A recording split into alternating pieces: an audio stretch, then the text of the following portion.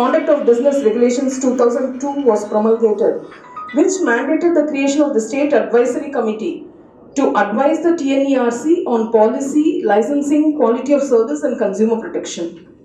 As a natural extension of its work, CAG was invited to be a member of the SAC when it was set up in 2002. We were part of SAC till 2010 and were involved in the formulation of various policies. Public participation and for collaboration of civil society, policymakers, regulators, our efforts included the filing of a public interest litigation in the High Court of Madras, as it was both irrational and without jurisdiction. Other breakthroughs in making the electricity sector more accessible by the consumer and payment system less laborious and the setting up of we were part of the Tamil Nadu electricity research, information dissemination. Besides, while ensuring clearance procedures, I invite my colleague Vishnu to give a brief overview of our present work in the electricity space and take us through the agenda for the next 2 days. I welcome you all once again for this national seminar. Thank you very much. Quality of participation in the electricity sector, or the initiatives that we have in place is the electricity consumer cells, which is the main focus for us. The electricity consumer cells are here. So in that way we can go. These are 7 cells that are set up in 7 districts in Tamil Nadu, and they have done substantial pioneering work in promoting participation in the sector through complaint resolutions, especially promoting renewable energy and energy efficiency. It's a matter of pride that I say that ECCs have resolved over 1,500 complaints in 7 districts in Tamil Nadu on various consumer categories across various service connection, metering, billing, transformer replacement, up to the level of looking for a land for a substation. So this is our first area of work. Another work that we have in CAG is the electricity billing governance project that looks at how to promote participatory governance through the bill as a process of engaging with the electricity sector. So these are 2 efforts that we have now. But again, as Saroja mentioned, our work focuses on demystification. Making everything very simple. எல்லாமே simple ஆக்கி சொல்றது தான் எங்களோட main focus.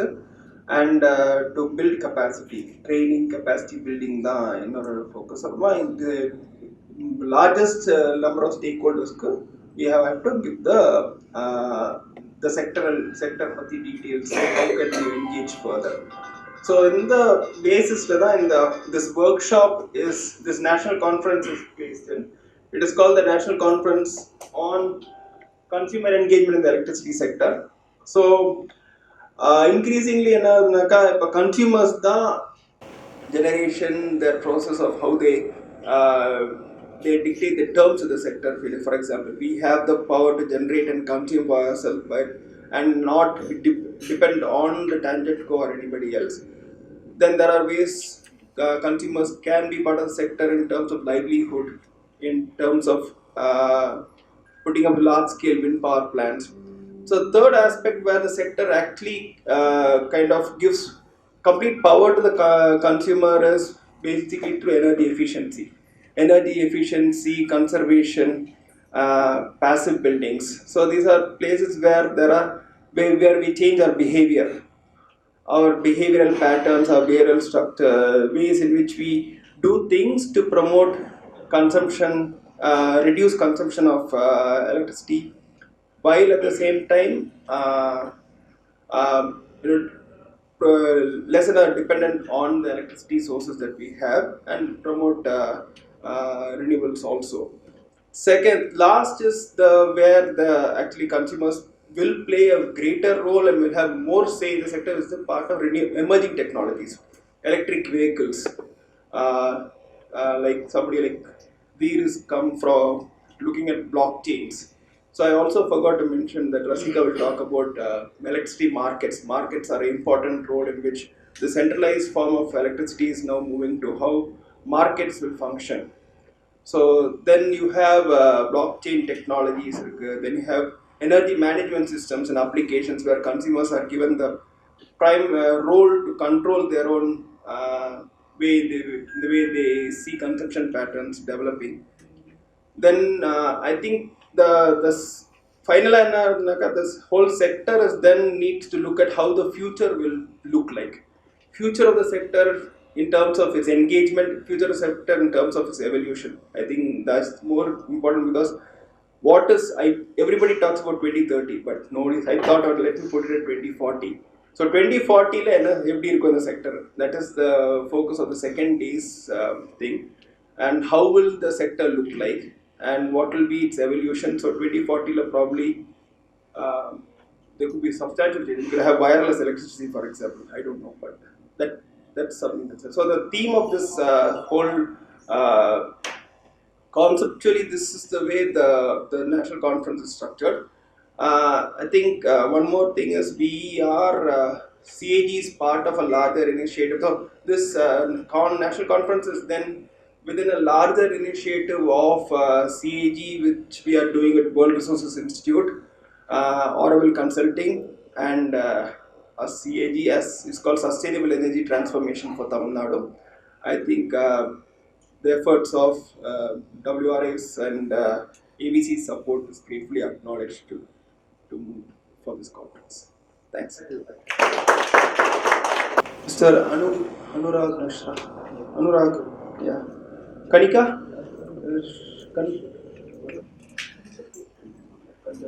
Okay, Anurag. So this section actually deals with the electricity governance. Safety மின்சாரம் அதெல்லாம் பற்றி. So mister Anurag Mishra, அப்புறமா Kanika, Balan, Bharat and Balaji. Mister Kashi வருவார், ஃபினான்ஷியல் கண்ட்ரோலர். அவர் வந்து கொஞ்சம் டிலே 12 o'clock வரையினார். மிஸ்டர் காவேரி தானப்பா, வாங்க sir.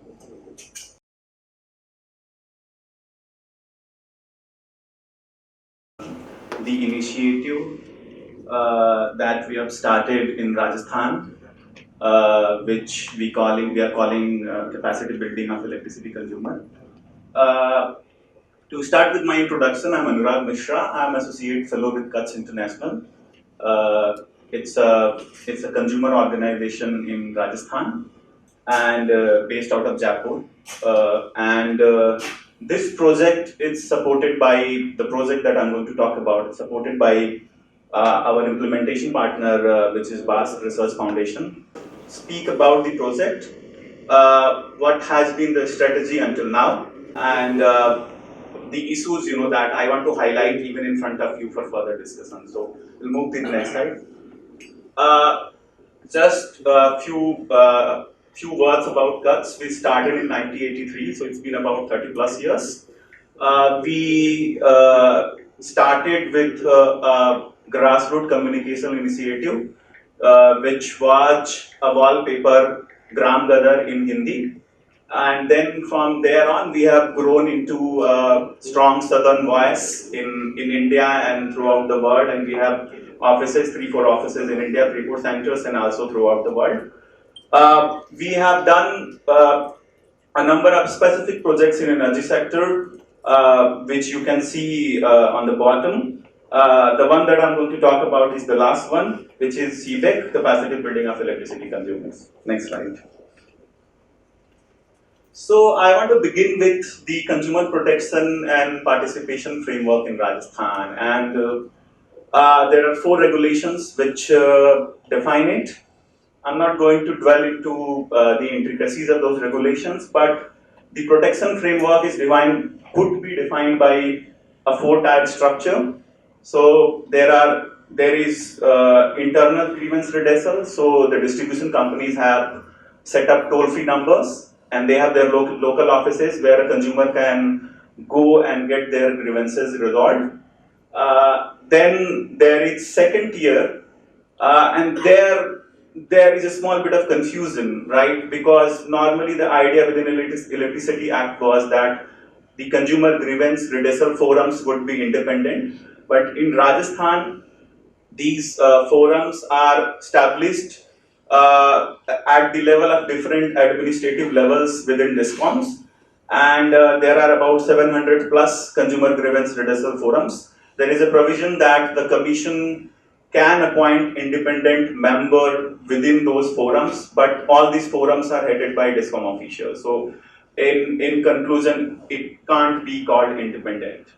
Then there is third tier, which is ombudsman. So there is an ombudsman who sits in Jaipur, and uh, he is external in a way that he's not controlled by it. Sits within RERC. And the fourth is obviously we have judicial bodies, which is obviously a consumer can go to and even appellate tribunal for different complaints and grievances a consumer has.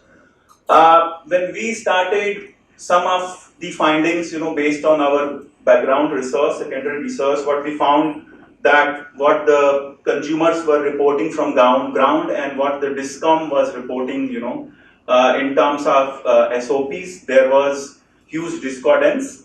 Though in reporting all the SOPs are met, but on the same side, if you see what has been the consumer telling from grassroots, from ground, the service quality is not up to the mark.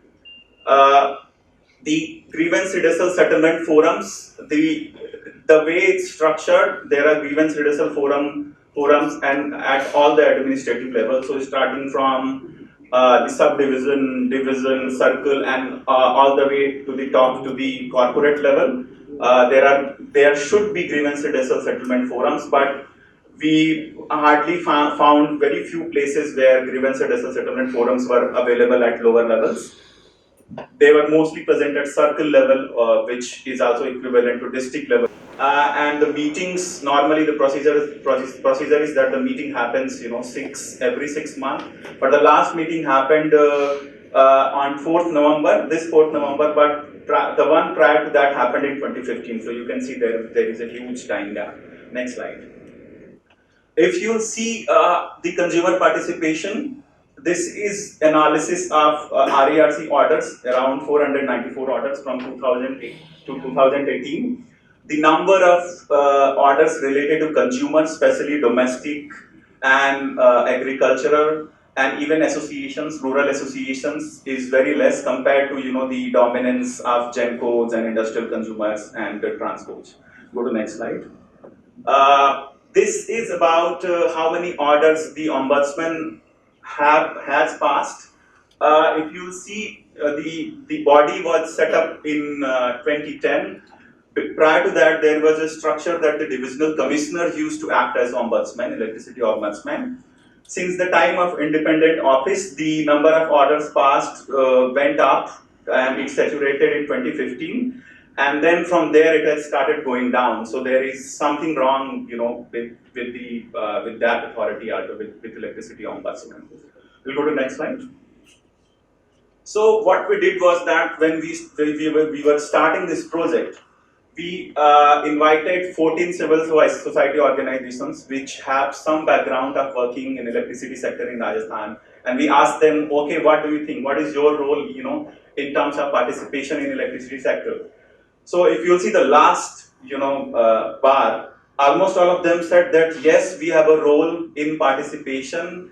But when we talked about, when we asked them questions related to awareness, they said some of them are aware how to do it, some of them are not aware how to do it. So can you go to the next slide?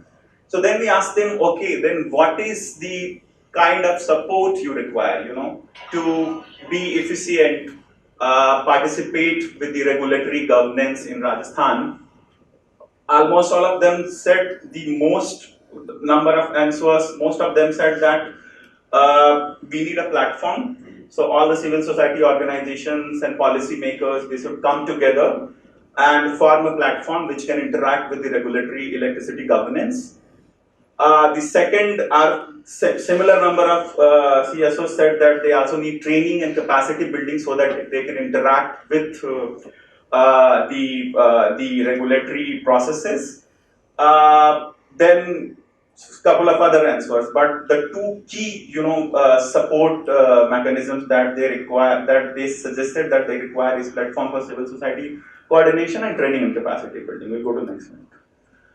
Then we also did a survey with consumers just to understand, have a baseline that what is their awareness of different participation and protection framework. And none of the consumers, we surveyed about 300 consumers in our target areas, none of them were aware about grievance redressal settlement forums, neither about Ombudsman, only 3% of them were aware about RERC. None of them were aware about SOPs, are even that are, and they are also liable for some kind of compensation if the SOPs are not met. This CONASC is basically a grassroots tool, a bottom-up tool. It improves the ecosystem at the grassroots, at the lower level, but at the same time, it has huge potential to provide inputs and feedback to policymakers in form of evidences which are very rare, not available in the whole ecosystem, and that can also, at the end of the day, improve the whole process, regulatory process, and improve the participation. So these 6 are in 4 districts: Savai Madhopur, Chittorgarh, and the western part in Bikaner and Jodhpur. We'll go to next slide. So basically, this CONASC is there to bridge the trust deficit between DISCOM and consumers, and this is not a parallel organization. This is actually an organization between DISCOM and consumers. And because it's third party, we have also got a lot of faith from both the parties, which I'll explain later in the process. It conducts outreach and awareness activity, and it also spreads awareness about different initiatives that the DISCOM is doing from their own side. And then what we want to do is that we want to improve the service quality at in the process. This next slide, yes, thank you. So I'll talk about the selection process. We looked at 3 main criteria.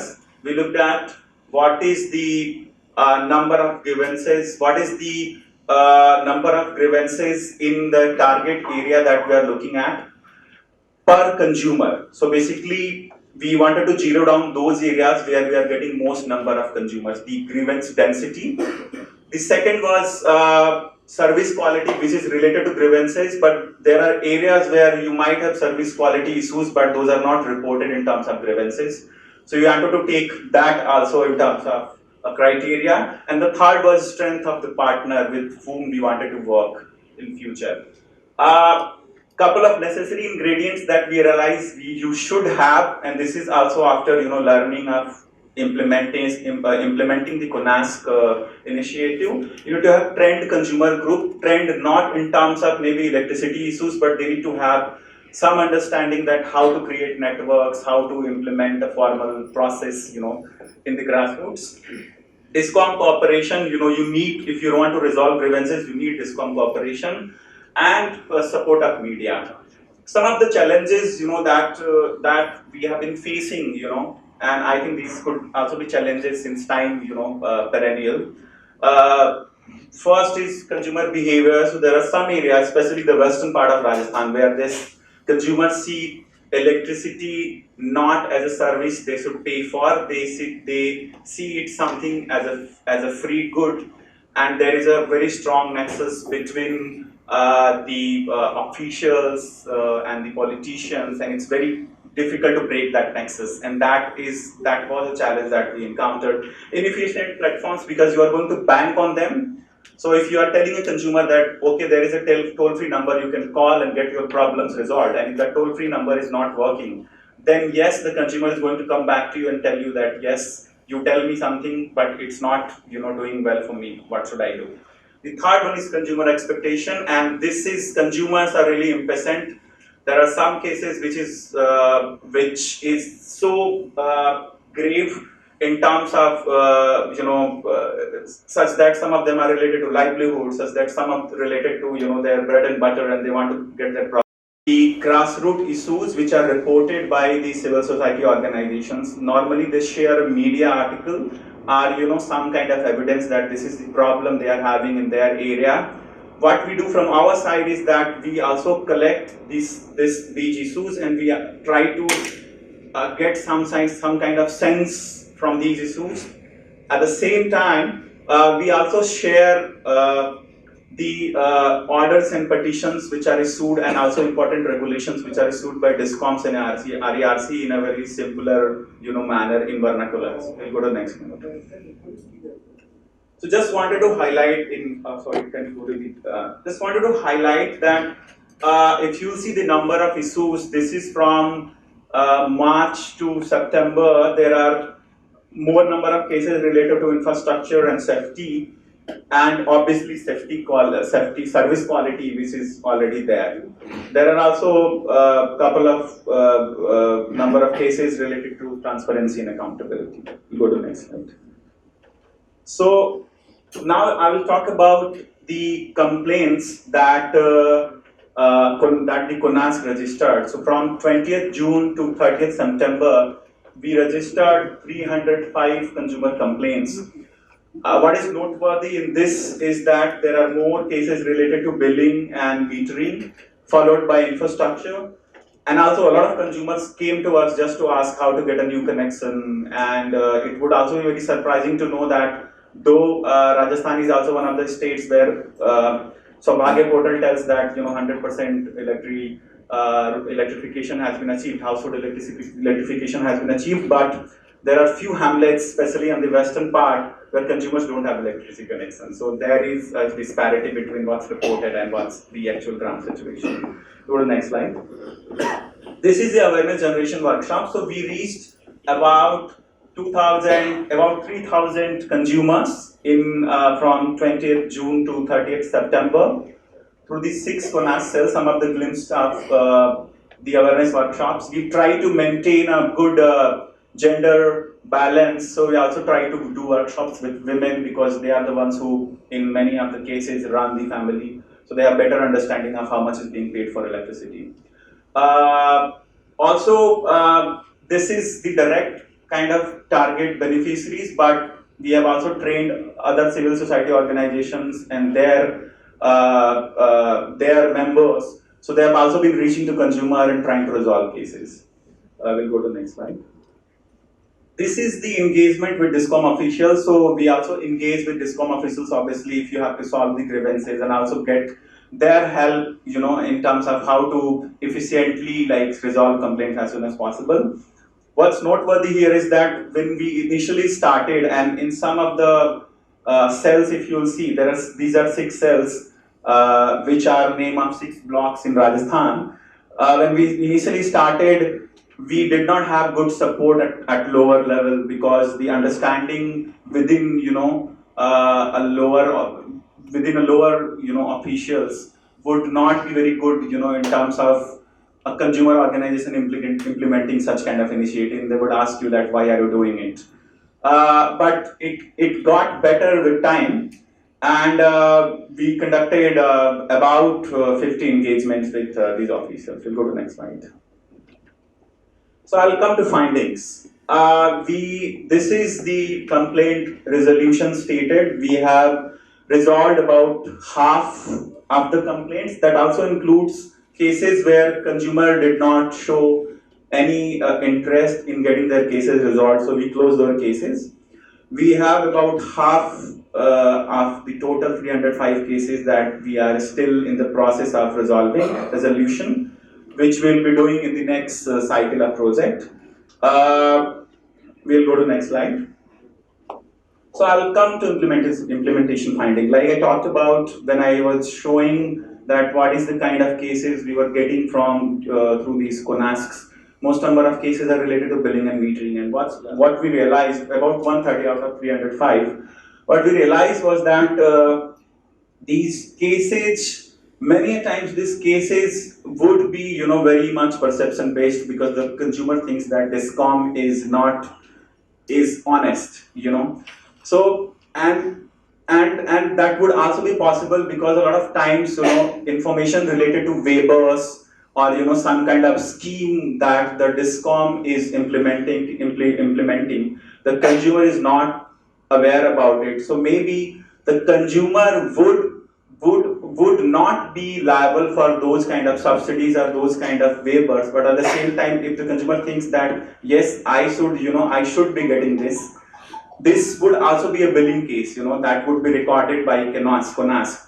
So what we realized, that with better communication mediums, with better understanding of bills, these kind of cases could be resolved on the spot. So we realized almost half of the cases were like this. Obviously, about half of the cases are also related to, where DISCOM is at fault and there is service quality issue. There are a lot of cases related to infrastructure, and there we have constraint from DISCOM side because they have resource, challenges, and you cannot resolve it as soon as you think, the consumer want. There are a lot of cases related to normal procedures and processes, and there we have been providing information like how to get a new connection, how to shift, their meter and service line, these kind of issues. And theft cases, we were getting a lot of theft cases, especially in one of the Konas, which is in Chittorgarh district, within Madhesar block. And these cases are very complex. So the consumer is saying something else, the DISCOM is saying something else. We realize that it takes a lot of time because it comes with a lot of historical baggage to resolve these cases. And what I want to highlight here is that the consumer does not want to approach the DISCOM, especially because they think that their problem will not get resolved. The DISCOM, there is huge issue of trust deficit. You go to the next slide. So I'll talk about few case studies. This is one case study from Chittorgarh district where a VCR, which is basically a theft case, was filed against two consumers in the same village. We did the investigation. We realized that no, this is not a case where the consumer should be penalized for electricity. We approached the superintendent engineer who heads the grievance redressal settlement forum in the area. He said we will go to the hearing. Then we were also invited to be part of that hearing process. Initially, we got a lot of pushback from other officials within the grievance redressal settlement forums, but somehow we got the entry and we were also part of the hearing process. And these two consumers got very good relief from the DISCOM. And now the talk is that the SE also wants us to be permanent member of the grievance redressal settlement forum at the circle level. So this is a success story for us. The second is about very critical issue in Bikaner, and there in Baju block in Kolayat, the Baju village of Kolayat block of Bikaner district, and this is related to some farmers, and the transformer was faulty in that area and that was not being replaced. We helped the consumer to register the case at toll-free number. Still it was not resolved. Then we reminded the DISCOM of their SOPs that in for village areas the transformers should be replaced by 72 hours, and then the case was resolved. We'll go to the next slide.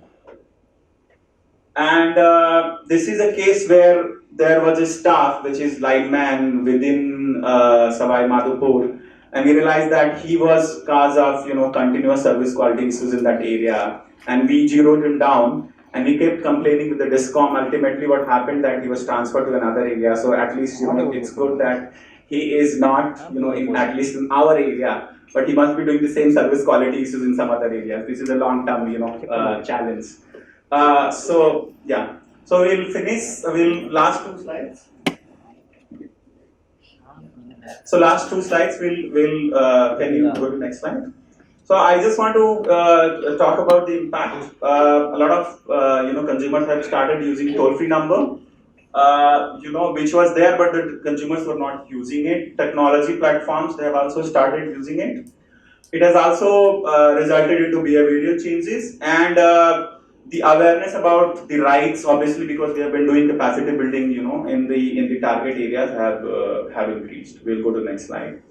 And talking about policy level, because I said that the CONASC has potential to feed inputs at the policy level, right? We realize four main challenges. First is improving access and billing efficiency. So access is what I mean that the RERC is also centralized and the Ombudsman is also centralized. So if consumer has an issue, a consumer has to travel all the way from Bikaner to Jaipur, which is very distant from each other. So if there is a way that we can also have regional offices, like in Rajasthan, especially which is such a large, state, bringing in independence. So within RARC, if we can appoint consumer advocates, or within CTRF, if there are more independent members, developing transparency and accountability, some kind of third-party auditing mechanism, and periodic reporting of data on public platforms. And last is initiative related awareness capacity building, which we are doing. Ideally, DISCOM, as per electricity policy 2005, they should also be doing capacity building activities, even RARs. We'll go to the next slide. I just want to talk about way forward. We want to build the evidence that the policy interventions that I talked about. We want to improve the on-the-spot resolution in future. We want to utilize the existing grievance redressal mechanism, because normally what the consumer is doing right now, that they don't want to go to forum, they just want to approach us or the local office and get their cases resolved. But we want to improve the visibility of forums and ombudsman. We want to replicate this CONASC model in other states. And the last stage, we want to also integrate all this on a technology platform, which could also probably work, because now we are getting data from grassroots, which would also work as a third-party auditing mechanism. So this is also something we are thinking right now. We'll go to the next slide. This is when we did the launch, the whole team. I'll come to the last slide, the last. So where I want to leave the whole conversation is this one last slide. And this talks about two challenges that we have been pondering on since the time we started the project. The first one is that how do we ensure sustainability of CONASC? And the second one is that how do we ensure buy-in from DISCOM, especially for the areas where it becomes very challenging to operate with DISCOM. So this is a question that I am opening for the floor, and I will stop my presentation here. Thank you so much. I am from TEDA. This is shortly known as our agency is called as TEDA, Tamil Nadu Energy Development Agency. We are promoting almost all the new and renewable energy sources, and especially in solar rooftop in all domestic houses, and also in farmers' field. Those fields are very not used for cultivation and other things. We promote solar panels in that agricultural lands also to export the solar energy into the grid. Especially TANGEDCO will buy all those energy. And another new schemes which was introduced by our ministry is MNRE. They have introduced two new projects that also we are going to do in future. That is, one of the scheme is that Kusum. In that scheme, what is we have to propose is 30% subsidy is coming from MNRE, and 30% is coming from state, and another 40% is by farmers only. But what Tamil Nadu says, TEDA only the agency, we find out the financial partners on behalf of farmers, and we are going to do the Kusum scheme in farmers' field. In that we got some 20,000 numbers target. Initially we are going to the scheme as a pilot. After that we will enhance entire consumers, those who are using agricultural services. In that, what is the usage for the agricultural farmers is they have to get continuous supply in the daytime. There is no disruption in their system, and also they have to get some money by exporting the solar energy after their consumption. This is the main idea. We are going to propose this scheme. Next month or within a month of time, we will propose this scheme. The another one is already all may know, in the domestic houses. Sorry, domestic houses we are already put some of the rooftop solar panels. In that also people got some subsidy for making these panels. This scheme also again continuously we are doing. That is called as phase 2. Now that scheme is called as rooftop solar phase 2. In that MNRE fixed some limitations. Up to 1 kilowatt, the persons, those who put those solar panels in their houses or some whatever, maybe they are having some multiple flats and other things, the entire association can combine together and they can do. Lot many facilities are available in that scheme. In that 40% is coming from subsidy from the MNRE. That is up to 1 kilowatt. In that also what Tamil Nadu government, especially to help the consumers to promote this solar energy. We are giving 15,000 as a lump sum for the manufacturing, for the installation. For example, for 1 kilowatt panels, the person has to spend some 54,000 rupees. In that, 40% after 40% subsidy and plus this 15,000 lump sum, the consumer may spend at least only 15,000. So they have the benefit of more than 35,000 rupees to promote this 1 kilowatt solar panels. That is also going to be started soon. Then in agricultural engineering department, the farmers may know that off-grid agricultural solarized pumps, that was not taken by us, but only grid-connected solarization of agricultural pumps only we are going to do in recent months. So these are all the main activities. Apart from that, we are going to put some of the solar panels in the government buildings to convert all their energy use from the TANGEDCO. We slowly convert into that in the solar energy. For that, we have already entered upon with the MOE with the central government company that is called EESL. For that, our target is 50 megawatt. In that, we identified almost 2-3 kilowatts of government buildings. To promote this in the government buildings, they have to replace the solar energy instead of using grid energy. So these are all some of the activities we are going to do. Apart from that, earlier we successfully did solar power houses. Maybe people in the rural areas may know this type of solar panels in the greenhouses. Especially almost 2012 this program was started. Now it is completed. Totally 282 houses were solarized by this scheme. This was especially announced by our former chief minister. It was successfully completed by our TEDA.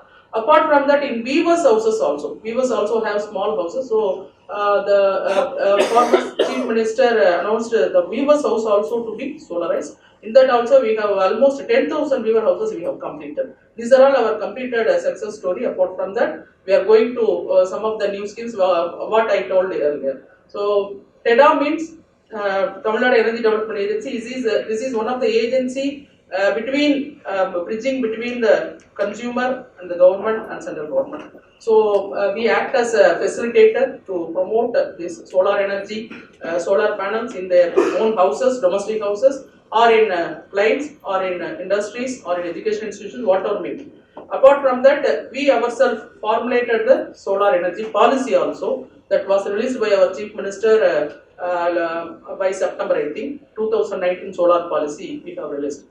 Our state is the first one, such a type of solar energy policies were released, and we are also working in another energy policy also. We are working in our TEDA office. So these are all some of the activities. If anybody want to put some of the solar panels, or you want to reduce your regular tariff, and if you want to do something in the solar energy or something in a renewable energy, something in green energy, you please contact us and we will help you in almost for people only we are working there in TEDA. And apart we are planning to do some of the hybrid plants, that means wind and solar hybrid plants also we are planning.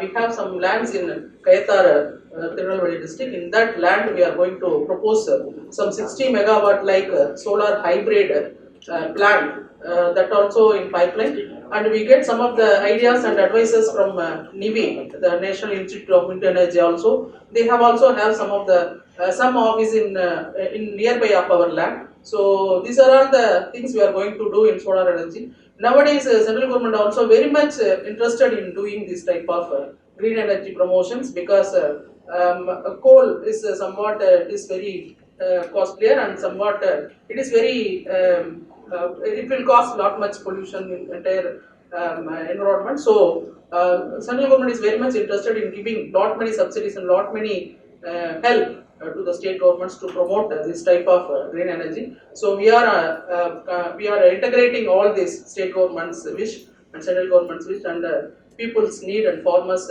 need and everything. This is one of the important parcel of our energy department. So energy almost all of you know that Tamil Nadu is a welfare state. So the state always thinking about the welfare of the people.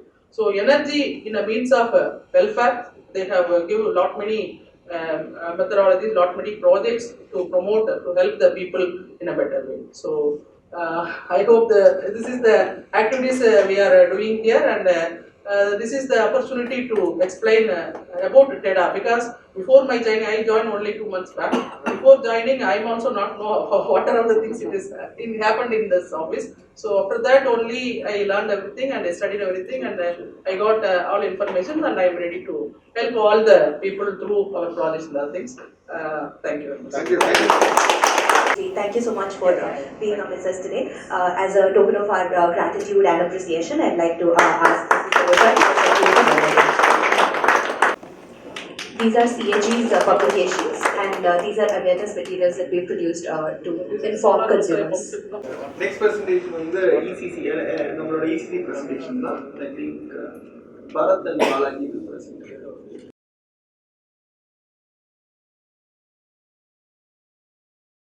So the main aim of this project is to enhance the quality of consumers' participation and to make to know and to make create awareness to the consumers on the various aspects in the electricity sector, and to build capacity of the consumers groups as well as to the consumers in theme of renewable energy, electricity sectors, and energy efficiency. And the main aim of the project is to solve the problems of the electricity problems and the grievances by the consumers. So first is we have set up. The first is we set up the ECCs in Tiruvallur and Kannur and Tirunelveli the year 2016 December. Then later we added Tiruvannamalai and Salem in 2018, and in this 2019 we added Trichy and Vellore. So we have a state level advisors comprising of CAG and Mr. Gunasekaran sir, retired TNRC member, and solar expert Mr. Dinesh as a state level advisors. In case of any advisors related to the solar, or in case of any advisors related to the DSOPs or TNRC regulations, so we have these state level advisors. And we CAG have created publications as posters, booklets, and newsletters for the public, for the online public as well as for the consumers. And the main activity of the ECC is to conduct outreach meetings and capacity building programs, and the advisory services like solving grievance, complaint redressal process, and to create awareness on the electricity sector.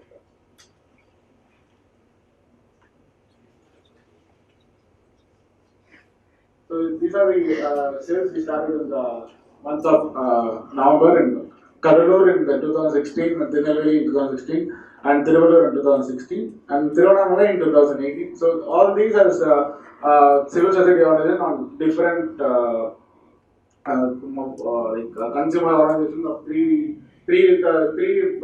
districts are working for the consumer problems, and Tiruvannamalai is working for the children and the other aspects also, and recently they started working for the electricities also. And Trichy and Vellore we started in the year of April. So these are the sales. So what actually the ECC do? So the ECC has a retired official from the electricity sector. So like he might be a junior engineer or a assistant engineer or special grade foreman. So they are the main backbone of the ECCs. Like they solve the problems faced by the consumers. They liaison with the Tangentco regarding the consumers' problem, and they fight for us, for the consumers, to solve the problems. And there is a coordinator who helps the ECCs to arrange the activities like outreach meetings and capacity building programs. And also the coordinator helps the ECCs in contacting the solar developers to make them present in these activities.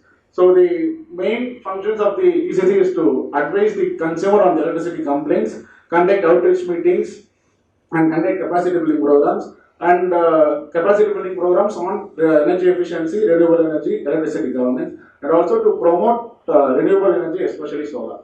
So the complaint redressal process is like the consumer will register a complaint with the ECC. So the ECC advisor will advise the consumers based on the nature of the complaints. Like for example, some power fluctuations or any billing related matters or any meter related matters. So he will advise the consumers to go to the Tangerco and submit a written complaint letter to the Tangerco. Sometimes sometimes the ECC advisors call the Tangerco members like AE to if the complaint is like too heavy or too low, so they'll call the AE to take the matters.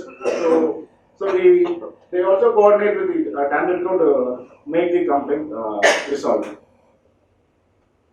So as of now, till November 2019, all ECCs have registered complaints around 1582 complaints. So the nature of complaints are the nature of complaints are billing related problems. If like the billing related problems will have the complaints related to billing problems, name transfer and change of names, and the meter related problems will be the meter fault or the meter burn. So all these consumers will come to ECCs.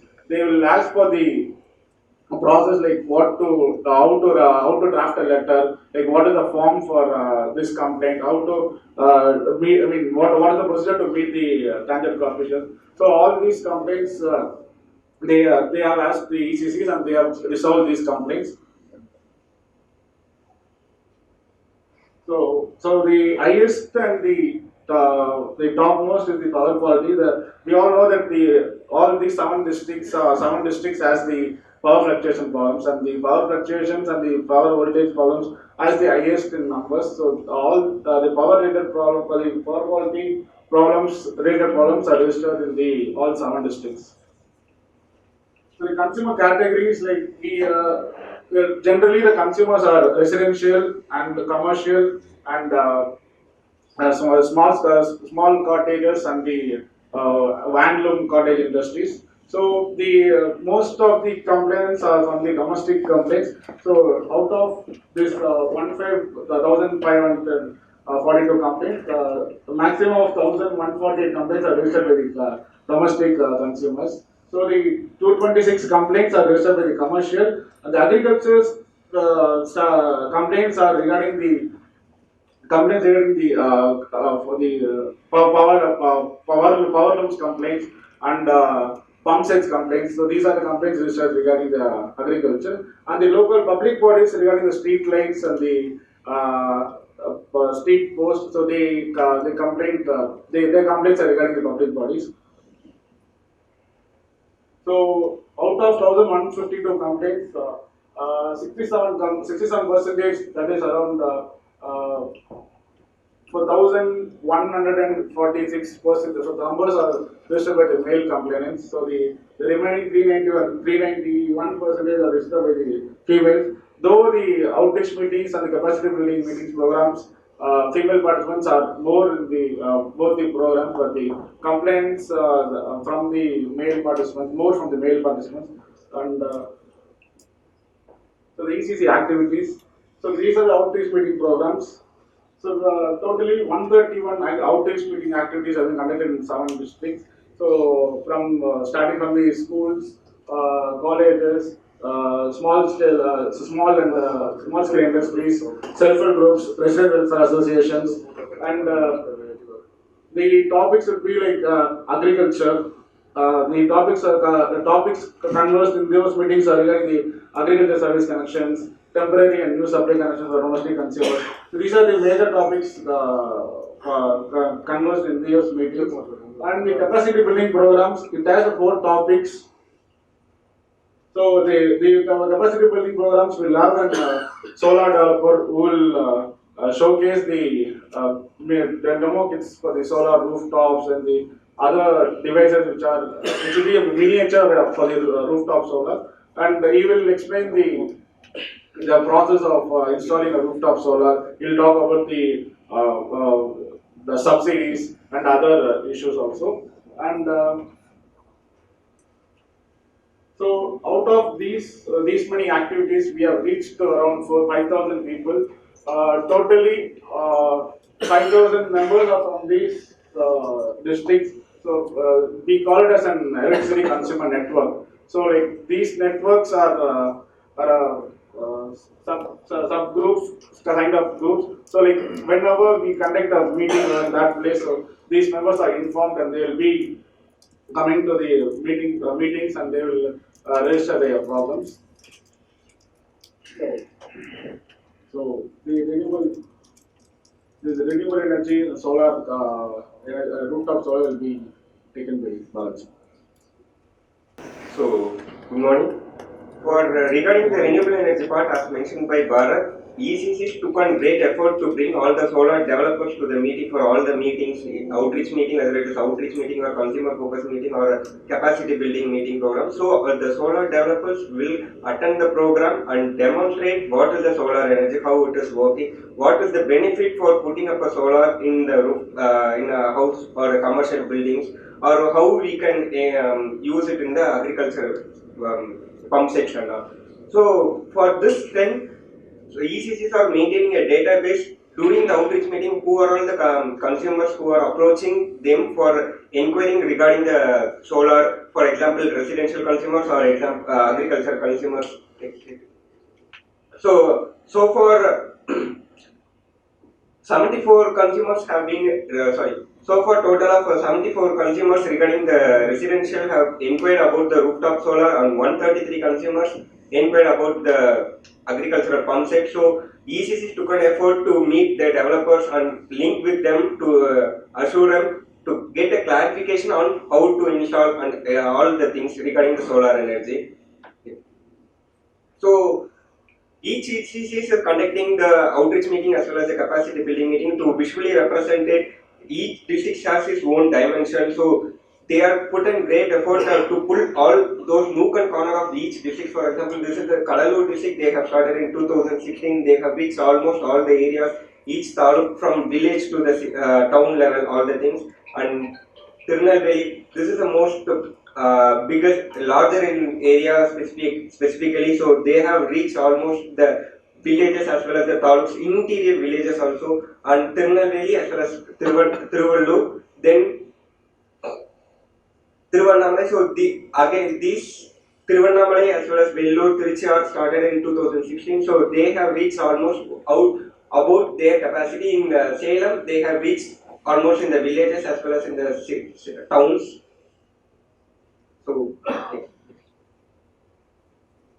So regarding the information dissemination, CAG is while conducting the outreach meeting, ECCs put an effort to create a pamphlet distributed in that area to showcase how we are linking between the consumers as well as the TANGEDCO and what is the role for them and how the consumers can be benefited from them, to inform them the meeting is going to be conducted in this, as well as for regarding this they used to provide a pamphlet in the areas where they are going to conduct the meeting. And so they are also as part of this, CAG is provided information dissemination like posters regarding the roles and responsibility of the TANGEDCO officials.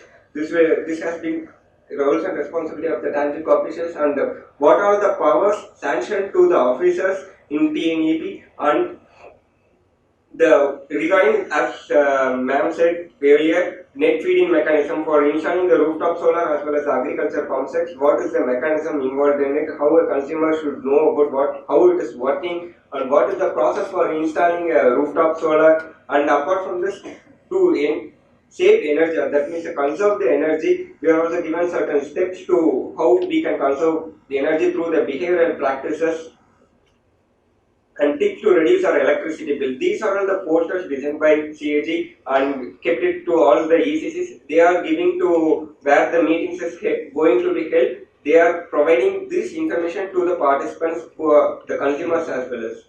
So apart from this, the booklets have also been produced by us in change for electricity billing, what is the procedure for how the electricity billing is calculated, and changes what is the procedure if you want to change the service connection. For example, if you are having a service connection as a temporary service connection, as a commercial service connection, what we have to do if we want to change it into a residential connection from LM51 to LA1A1. So like that, what is the procedures are involved in this. So apart from that, delivering the quality of the services, and many of them to know the consumer, engage the consumers about the consumer grievance redressal forum. If a consumer is having a problem, it is not resolved so many times, what is the procedure to reach the forum, what are the forum you are having, like Ombudsman or CGR, how to file a complaint like that and all, and what is the procedure for getting a new service connection, as well as the about the meter reading, what are the parameters is contained in the meter. So these are the things we have been distributed as a booklet, and this information has been provided to the consumers who are in need, and advisors are also in each ECC we have the advisors. So each advisors are helping to the consumers to get these information to give a tailor-made solutions and all. Apart from this, we are also conducting a puppet show to schools and colleges, as we know that many of the programs, even if you are going to speak or other people to attain, to make them concentrate, we are representing through the visual communication. So we are giving all the information through the puppet show. It contains information. Sorry, thanks. So in this puppet shows and all, what are all the topics we have discussed, and what if we are going to a meeting, what are the topics we are going to present. For example, it may be energy conservation methods, or it may be energy efficiency method, or it can be a renewable energy. So these things have been visually showcased to all the participants regarding this, so they get an idea of more idea about this. And we are also issuing the newsletter to the online subscribers of our for our platform for online readings. And we are also with partnership with Prayas. We provide an electricity ESA device. It is electricity supply monitoring initiative. This device is collecting the data. It is a simple device which we have to plug in our supply. So it will collect all the information regarding the power. For example, what is the voltage level we are having, how many hours there is a power cut, or how many hours there is a voltage spike, or how many hours there is a low voltage. So this information, this device has been installed in 3 ECC districts, Tiruvallur, and Kadalur mainly. So in Chennai also, with the help of ECCs, we installed this and collected the information from this and submitted. We are also having that publications in our website regarding this issue. And so apart from this, in addition to this, we are also going to the schools and colleges to demonstrate about the solar to the kids. So visually, to show them visually, we are having a small solar demo kit. It has a 20 watt panel, 7 volt battery. So students are eagerly engaged in this. So we can't imagine the curiosity of the students and the awareness level of each student. So while engaging with them, the students are asking more questions as they are going to be installed in their household. Even if we may miss some information to ask, but the students are more curious to know about the rooftop solar. So we are also in the process of engaging the students to, since they are the change makers, we are also engaging with the students to be a part of this program. So that's it.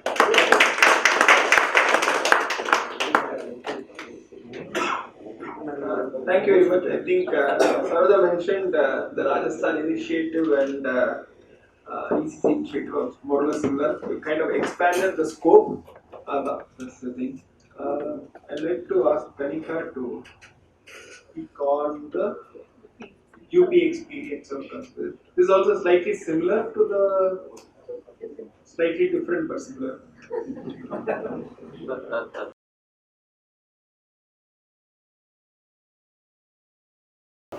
So good morning everyone. Speaking of customer and consumer issues, I lost my baggage last evening and did not have clothes to wear this morning and had to go for a good shopping session early morning. Anyway, so now let's talk about the consumer issues in electricity sector and what has been happening in UP. So I think the general perception is that UP is one of the states with the maximum problems in electricity sector, with maximum amount of discom losses and a lot of consumer issues. So let us see what is the actual scenario like. So, CW, I work for an organization called the Council on Energy, Environment and Water, CW, and our work ranges from energy access to renewables to power sector to industrial emissions, air pollution, and also we have recently started the Center for Energy Finance, which works on financial sector issues in the energy sector. I work for the power sector team, and this work comes under the power sector work. And I also work for the Lucknow office of CW, so we now have an office in Uttar Pradesh dedicated to working on UP power sector issues. So the focus of my presentation today is twofold. I would be talking about two research studies that we've done in UP. One is actually ongoing and the other one is complete. So the study one is was a quantitative study that we did. We tried to understand the level of compliance in the power sector and in the electricity distribution sector in UP. When I say compliance, what I mean is what is the supply situation like, what is the metering, billing and payments level like, why aren't consumers paying up, and all of this was assessed through a quantitative analysis based on a proper research methodology, a sampling strategy, etc. And then the second study that I'll be talking about is a qualitative analysis. And basically the idea was to understand that while we know what are the figures like, but why do such figures persist the way they do? So why the metering levels are so low, why are the billing levels low, what is it that different stakeholders in the sector have to say about it? So all of that was assessed through a qualitative study, and that was actually a case study focused on a subdivision. I'll be discussing all of that in details later on. Can I have a slide changer? Okay, sure, thank you. So this is starting with study one, which is a quantitative study. Why did we start that? What was the problem like? Why did we think of what is the motivation to start the study? So in UP, perhaps some of you already know that the discom losses are really high, and to speak of the figures, the AT&C losses of 4 discoms, the UP has in total 5 discoms, but one of them is completely urban based, so rest 4 have rural and urban consumer base mix. So the AT&C losses of 4 discoms in UP had an average of 43% in 2017 and 40% in 2018, so this is quite high. And with the addition of 80 lakh new consumers under Saubhagya scheme since November 2017, and also because these consumers are the ones with low purchasing power, so there's a possibility that the losses might go up.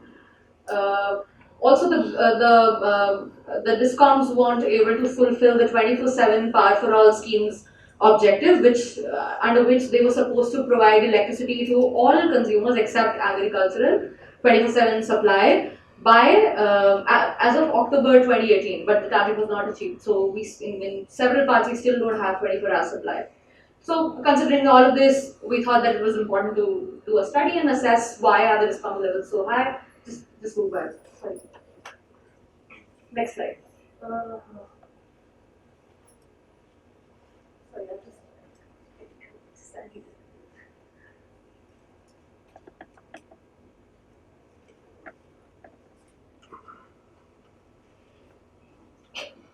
Okay.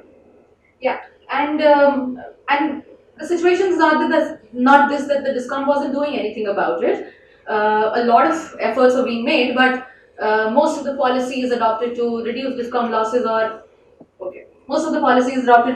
reduce discom losses were centrally driven. The tariff regime in UP is the uniform across all discoms. So despite having 4 discoms, we follow the same tariff regime across all discoms, even though the performance of discoms varies.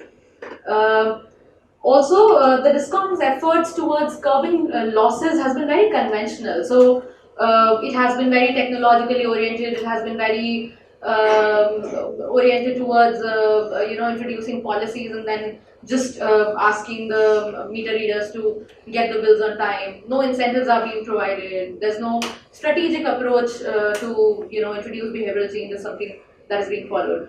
And even though there have been some privatization efforts, little progress has been made on that front.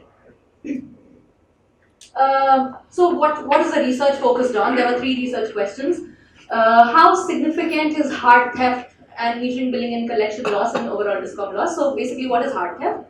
Hard theft is the conventional way in which we understand electricity theft, which is hooking of wires, meter tampering, or doing something with your meter recording, etc.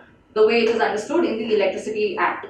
But what we have said in this study is that metering, billing and collection inefficiencies are also a kind of theft, but they are softer in nature. So we call them soft theft. So through this study, we wanted to understand that what is the component that the hard theft holds in the discom loss and what is the component that the metering, billing and collection losses hold in the discom losses.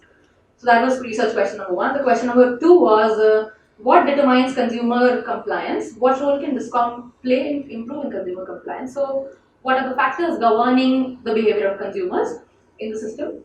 And is there a way in which discom can do something about it to improve that compliance level? And should a pan-UP approach be adopted to curb theft? So should we follow policies in a manner that work uniformly across the state for all the districts, or should we contextualize the policies? So this is what the focus of the research was. The methodology that we adopted, there was a sampling frame to it, and we had clustered the state into 5 zones, and out of the 5 zones, we had selected 10 districts, and in each of the districts we had selected. In total we had selected 90 villages and 90 wards, and in total some 1800 villages were surveyed. The time period for the study was April to July 2018, and we had done an enumerator training for the survey, and the data sources used for this study include primarily the survey, and then we had done some semi-structured interviews with the DISCOM staff and also obtained some secondary data from the DISCOM. So moving on to the major findings of the study, I'll be focusing on the supply situation, the metering, billing, collection levels, and what are the drivers of metering, billing, and collection levels that we have assessed using some econometric analysis. So I'll try to simplify all of that for all of us to understand it in an easy manner. So what is the supply situation like in UP? So the median hours of supply experienced in urban areas are 17. This is as of summer months of 2018. And in the rural areas, the supply hours experienced are 12 hours. We had also asked the consumers about their about the need of electricity during various time slots, and during what all time slots is the electricity available. So we found out that there's a major gap in availability and need during the evening hours. You can see that in the 5 p.m. to 8 p.m. slot and the 8 p.m. to 11 p.m. slot. They need it the most and it is not available. Also, the interesting finding was when we asked the consumers, are you satisfied with your supply? So the most consumers who are satisfied with their supply receive supply in the evening. So that means that when they receive supply in the evening, they are mostly satisfied then. Speaking of the metering, billing and collection issues in the state and the state status, so out of all the households that we had surveyed, some 85% of the rural households were connected to the grid, and out of the 85%, 45% of the households were metered. Some 33% households were both metered and billed, and speaking of what proportion of households were properly paying to the DISCOM and also their consumption was being recorded is very low. So in rural areas it is just 28% who are metered, billed and also paying their bills. So the situation is quite bad. Most of the meters that the consumers had have been recently installed in the last 5 years, especially in the rural areas, because most of the connections have been given recently. But on overall basis also, 46% of the meters that were installed were given in the last 1 year. 77% of the households, rural households, told us that they don't trust their bills to be based on the meter reading, and this is one of the factors why they don't trust the discom. So Anurag spoke of the trust deficit between the discom and consumers. So this could be one of the reasons as to why the situation is such in Rajasthan as well. And the very important finding is that as many rural households pay in full as urban when billed monthly. So if consumers are given bills on time, be it in rural or urban households, they will pay on time. So, they will pay in full, not on time, they will pay the amounts in full. So the important thing here is that the consumers need to be given bills on time. But as you can see that just 33% consumers in rural areas are metered and billed. We also ask the consumers that what is it that you value the most in your utility, in your discom. So we ask them if you value supply quality more, if you value method and frequency of bill collection more, or what is it that determines your value proposition. So interestingly, 71% of the consumers said that they value supply quality over other attributes. Now what this basically suggests is that if they don't opt for good financial management of the utility, they won't get good supply. So consumers, but the consumers don't understand that there's a relationship between supply quality and good financial management of the discount. So this is why they chose supply quality over good financial management.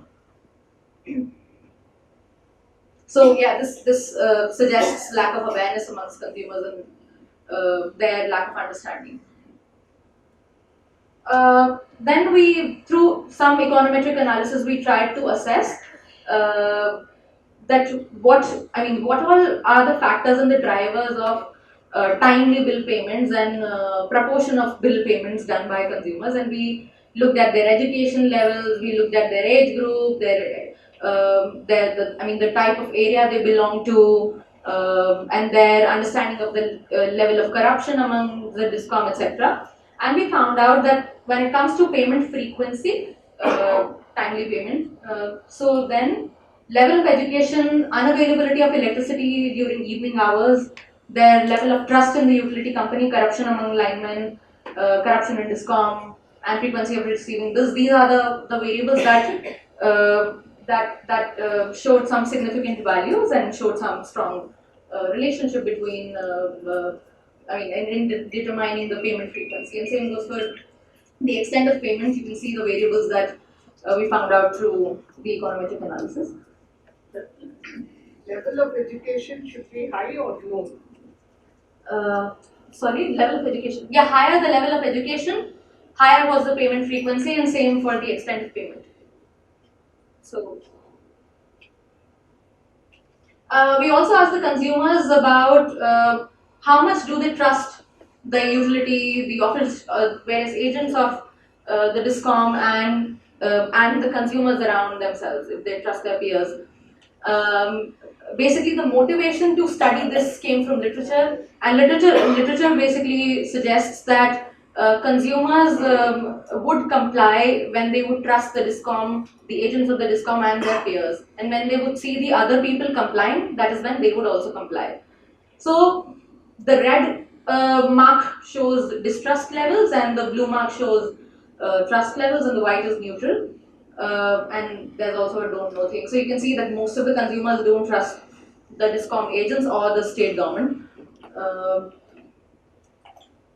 And when we asked them, we also checked if consumers trust other consumers complying with the rules and norms. We found out that rural households perceive 20% of the households around themselves in the village they think that they possess a Katia connection.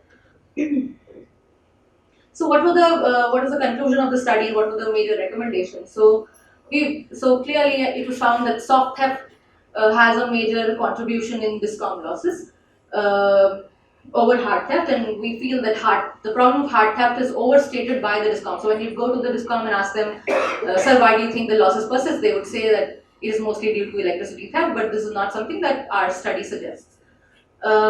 consumer compliance has a strong correlation with the compliance by utility. So, and this came out with the billing and the collection bit that I told you. Also, there's a diversity in social, economic, and demographic and political capital endowments of various regions, and therefore we need to adopt a tailored approach for various regions in UP. We can't just have a uniform approach working for the entire state, because UP is a vast state, and I mean various regions within the state differ very much from one another when it comes to the socio-economic background, when it comes to the consumer base, etc. So, to give you examples of how the situation differs across the state, two of the DISCOM are amongst the poorest, are the poorest performers amongst the 5 DISCOMs, and they also have a higher share of rural consumers. So, this could be one of the reasons as to why they're not doing so well on the billing and collection front.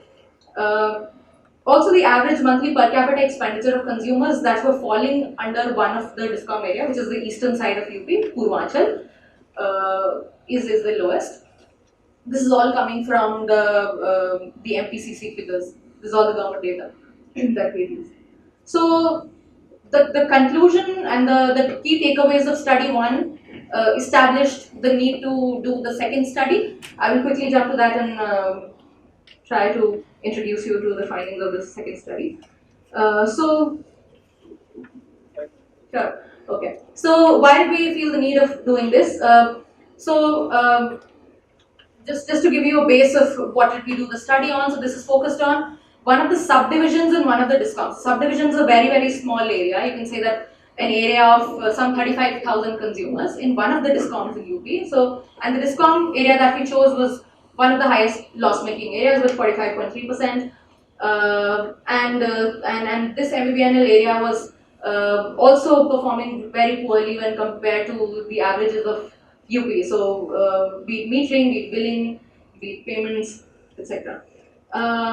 What is this? What is the focus of the study? The research question involves understanding how the socio-economic and socio-political factors interplay with one another in determining the level of compliance in a geography. Why do DISCOM losses persist? Why do consumers in the DISCOMs behave the way they do? And what role does each actor play in influencing compliance levels? The second research question is how can the compliance levels be improved? And what is the most optimum strategy for creating awareness amongst consumers and improving compliance? So steps involved include understanding the problem, first of all, that what are the problems that consumers are facing, what are the compliance levels, then studying various intervention methods that could be used, and then testing those intervention methods, and then testing the impact of the intervention methods, and then suggesting to government that this is the intervention method that you could use to improve compliance levels. So we are currently at phase,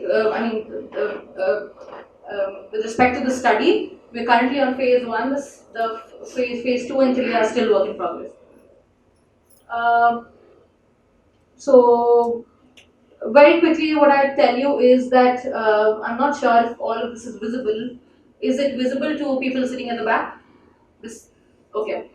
So maybe, can you see the colors?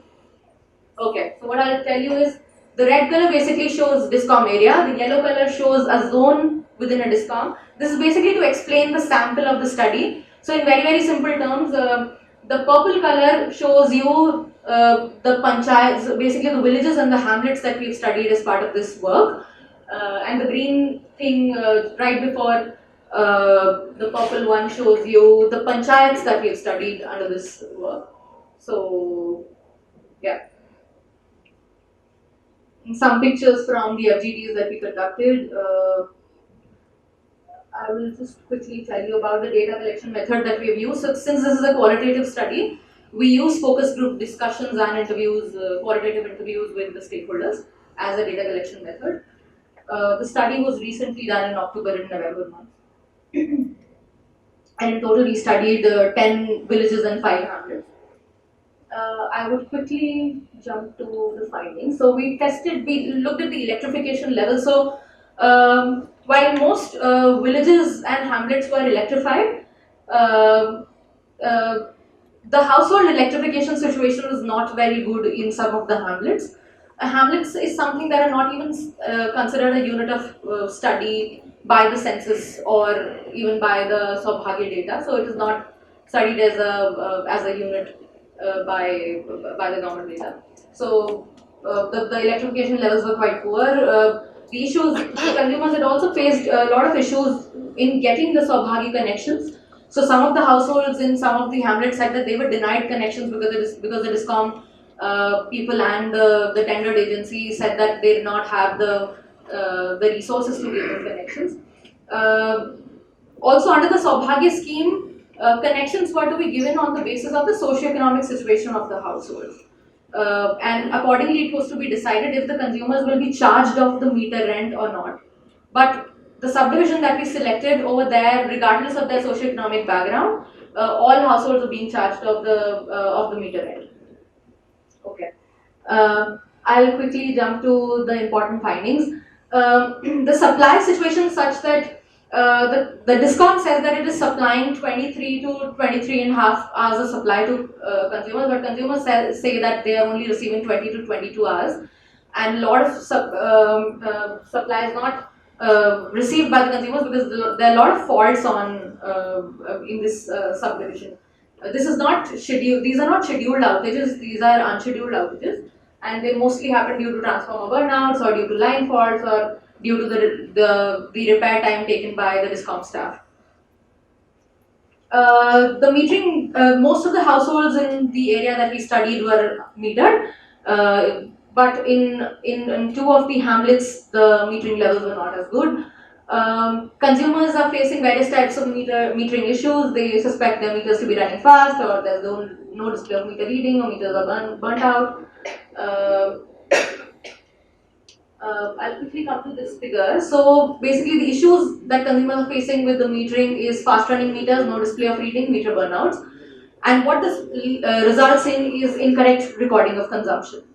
And incorrect recording of consumption in turn results in poor billing efficiency with the DISCOM. The other issues that consumers face with respect to the meter is the issues pertaining to Saubhagya connections. Consumers have not been given the sealing certificate after their meters were sealed. So what this results in that unless and until you are given a sealing certificate, a billing agent cannot give you a bill. So, so the meter reader is not able to generate bills, and this in turn again results in poor billing efficiency. And the most important factors most important factors to why all of this is happening are twofold. There's lack of awareness amongst consumers and there's lack of responsiveness by DISCOM. So consumers have been complaining to the linesman, to the meter reader, to the DISCOM, but rarely any action has been taken. Sure. We also got some data from the DISCOM with respect to the billing situation in the area, and as you can see, the blue color shows that you the proportion of consumers who have received bills in the area, and the green color shows you the proportion of bills that are based on meter reading.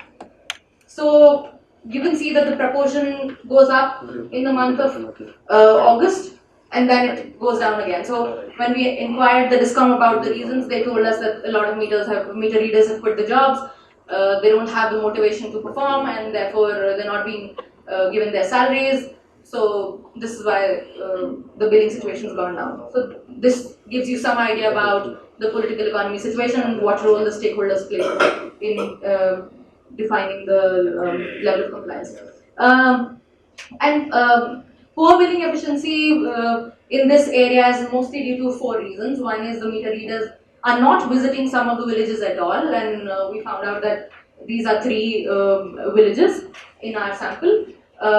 Consumers are also receiving an erroneous billing, and these are some of the complaints that we received in 5 of the villages in our sample. And also consumers are not being given the bills because they don't have the meter sealing certificates, and hence the poor billing efficiency. And I'll just quickly move to the next slide.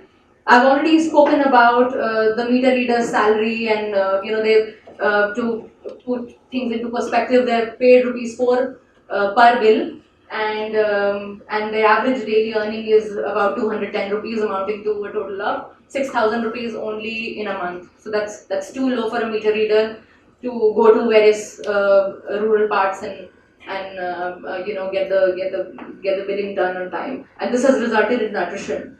But the DISCOMs doing weekly performance monitoring, and they're looking at the data, but the situation is not improving.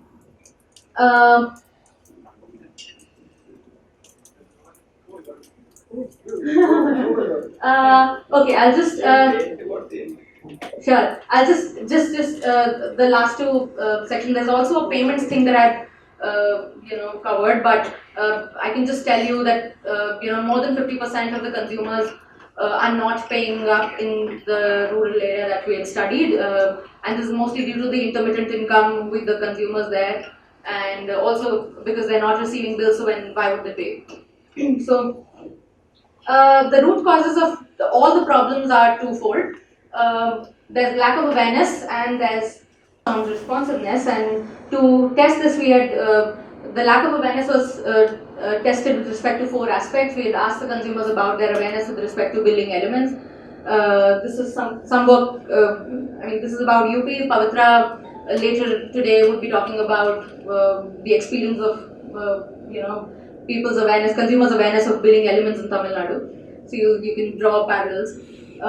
So consumers are not aware of various charges, they're not aware of slab-wise charges, they're not aware of various surcharges and rebates. Again, they're not aware of tariffs. Second point, we had asked consumers if they think that metering should be done, why do they think billing should be done on time, why do they think they should be paying up on time. So consumers said that metering should be done because this will help in appropriate calculation of consumption. Billing should be done because this will help them pay on time. Collection will help them reduce areas, but nobody talked about how all of this is related to better supply, how all of this is related to DISCOM's finances. So, okay. No, just the conclusion part. So there's a strong need for consumer awareness, and I think this is something that both Anurag and Balaji also spoke about. Bharat also spoke about that.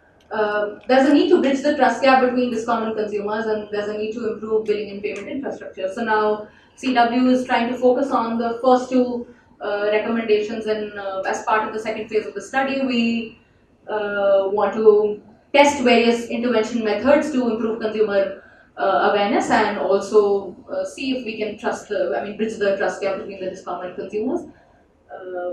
So this is work in progress. Thank you.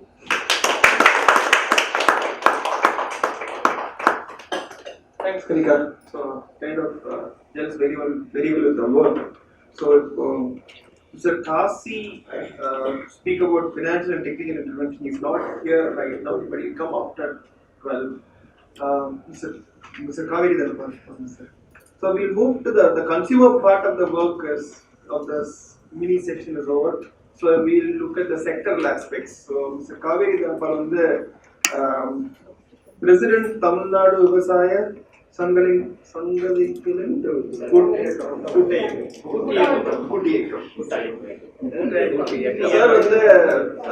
agriculture the role of the subsidy, solar pump sets, agriculture pump sets, இப்படி மின்சார வாரியத்தோட relationship இருக்கு எல்லாத்துக்கும்.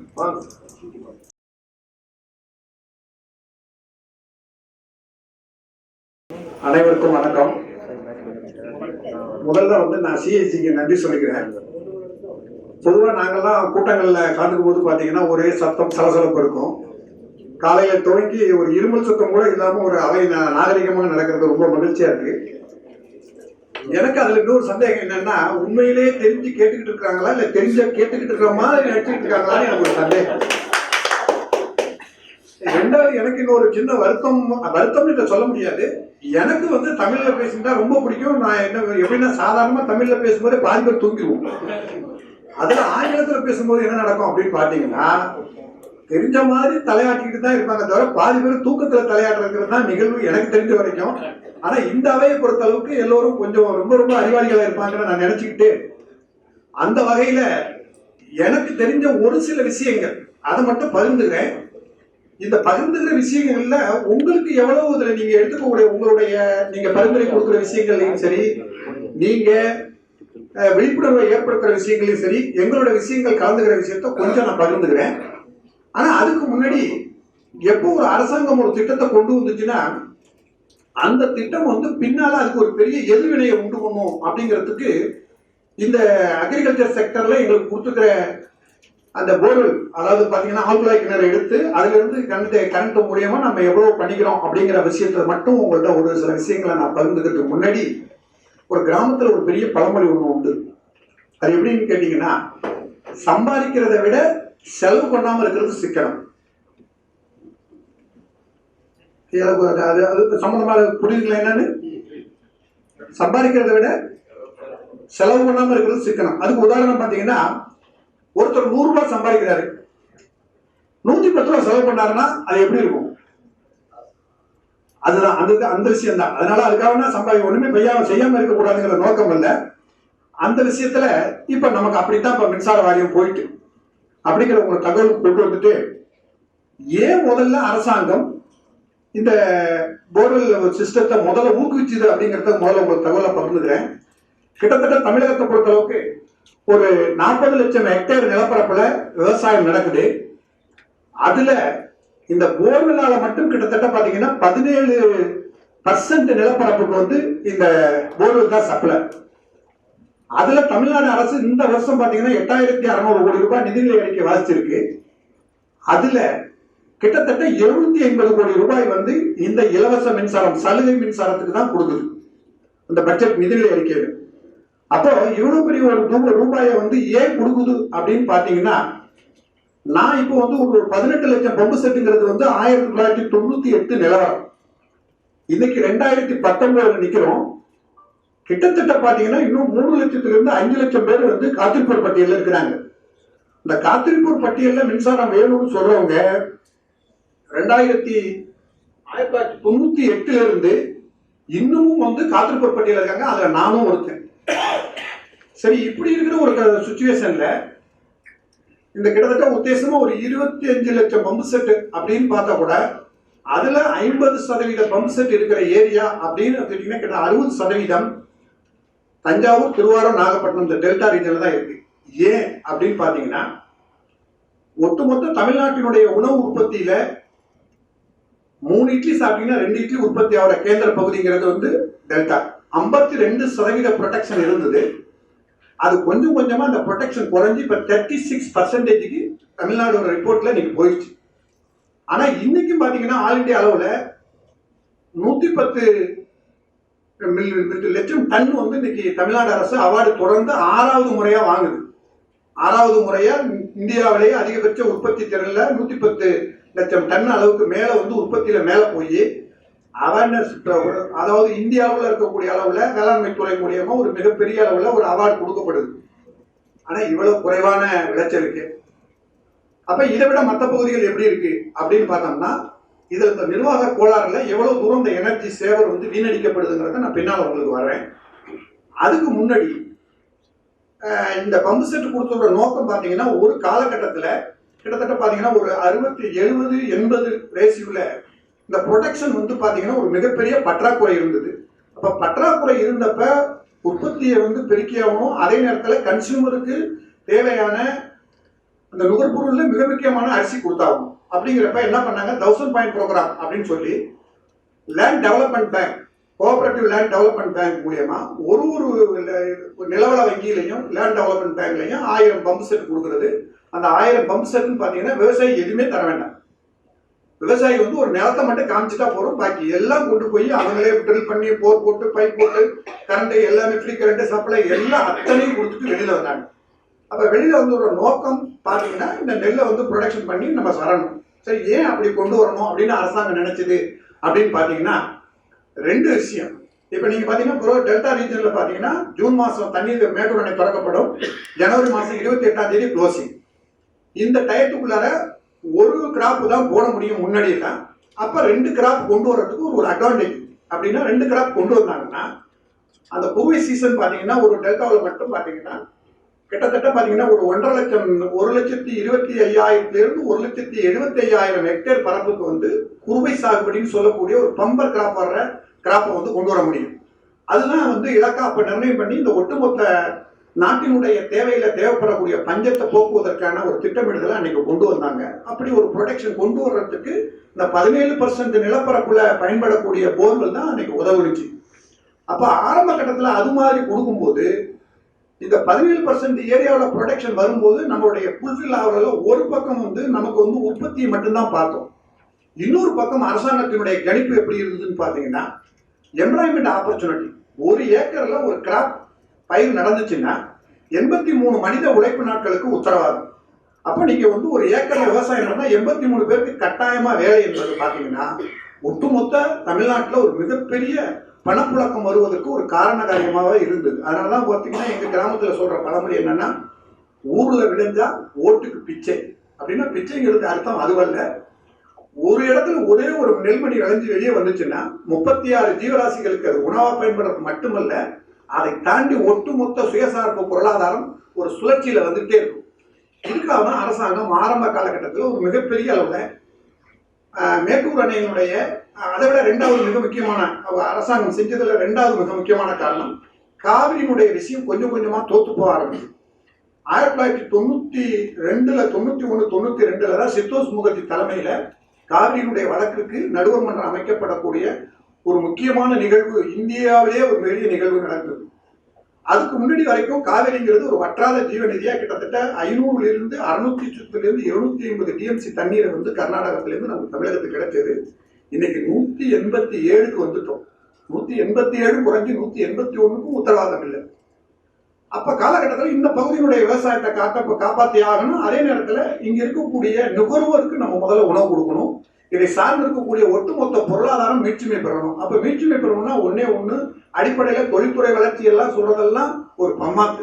அதுல சுயசார்பு பொருளாதாரம் agriculture ஒரு development இருந்தாத ஒழிய வேற எதுவும் வளராது. அந்த வகையில இதை வளர்க்கணும் என்பதற்காக எடுத்துக்கொண்ட ஒரு மிகப்பெரிய விளைவு இன்றைக்கு தலைகீழ மாறி போச்சு.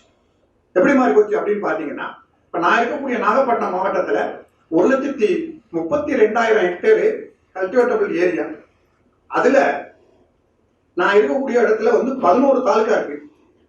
ஒரே ஒரு தாலுகா மட்டும்தான் இன்னைக்கு நிலத்தடி நீர் எடுக்கக்கூடிய பகுதி. பாக்கி எல்லாம் பிளாக் பெல்ட் ஏரியாவுக்கு போயாச்சு. கருப்பு பகுதி கடைச்சிட்ட பகுதியா மாறி போச்சு. மணல்மேடு மட்டும்தான் நாகப்பட்டினம் டிஸ்ட்ரிக்ட்ல. திருவாரூர்ல ஒரு இடம் கூட கிடையாது. தஞ்சாவூரை பொறுத்தளவுக்கு அதே கண்டிஷன். இப்ப இது மாதிரி வந்த பிறகு என்னன்னா, குடிநீருக்கு கூட நமக்கு மோசமான நிகழ்வு. அப்ப ஒரு மோசமான நிகழ்வு நடந்ததனுடைய விளைவு அப்படின்னு பாத்தீங்கன்னா, காவிரியினுடைய விஷயம் இப்ப எல்லாம் 2000க்கு அப்புறம் தோத்து போச்சோ, அப்ப எல்லாம் விவசாயிகள் என்ன பண்ண ஆரம்பிச்சாங்கன்னா, வரம்பின்றி நிலத்தடி நீரை எடுக்க ஆரம்பிச்சாங்க. இப்ப அந்த நிலத்தடி நீரை எடுத்ததனுடைய விளைவு அப்படின்னு பாத்தீங்கன்னா, எங்க நாகப்பட்டினம் டிஸ்ட்ரிக்ட்ல 57% நிலப்பரப்பு வந்து கார அமில நிலை உயர்ந்து விளைச்சலுக்கு லாயக்கற்ற நிலங்களாக மாறி கடினத்தன்மை ஏற்பட்டு போச்சு. என்னதான் நீங்க உரம் போட்டாலும் விளைச்சல் வராத கண்டிஷனுக்கு நாகப்பட்டினம் பகுதியில நான் உதாரணத்துக்கு சொன்ன பகுதி ஒரு மிகப்பெரிய அளவுல பாதிப்புகளை இப்ப நம்ம சந்திச்சாச்சு. இப்ப இதுக்கப்புறமாவது இருக்கிற நிலங்களை மீட்டெடுக்கணும். இருக்கிற கூடிய வந்து வரம்புக்கு மீறி போறக்கூடிய செலவினங்களை குறைக்கணும். அதே நேரத்துல இந்த எரிசக்தியை நம்ம வந்து புதுப்பிக்கிறது மட்டுமில்ல, சேவ் பண்றதுல நம்ம ஒரு முயற்சிகள் எடுக்கணும் அப்படின்னு பாத்தீங்கன்னா, எங்களுடைய விவசாயிகளுடைய நிலைமை அப்படின்னு பாத்தீங்கன்னா, இந்த அரசாங்கத்தினுடைய கொள்கை முடிவுல இருக்கக்கூடிய சங்கடங்கள் அப்படின்னு பாத்தீங்கன்னா, ஒரு ஏக்கருக்கு ஒரு விவசாயிக்கு ஒரு போக சாகுபடிக்கு 10,000 ரூபாய்க்கு வந்து கரண்ட் சலுகை தருகிறது. கிட்டத்தட்ட பாத்தீங்கன்னா ஒரு கிலோ உற்பத்தி பண்றதுக்கு 5 ரூபாய் மின்சாரம் கொடுக்குறோம்.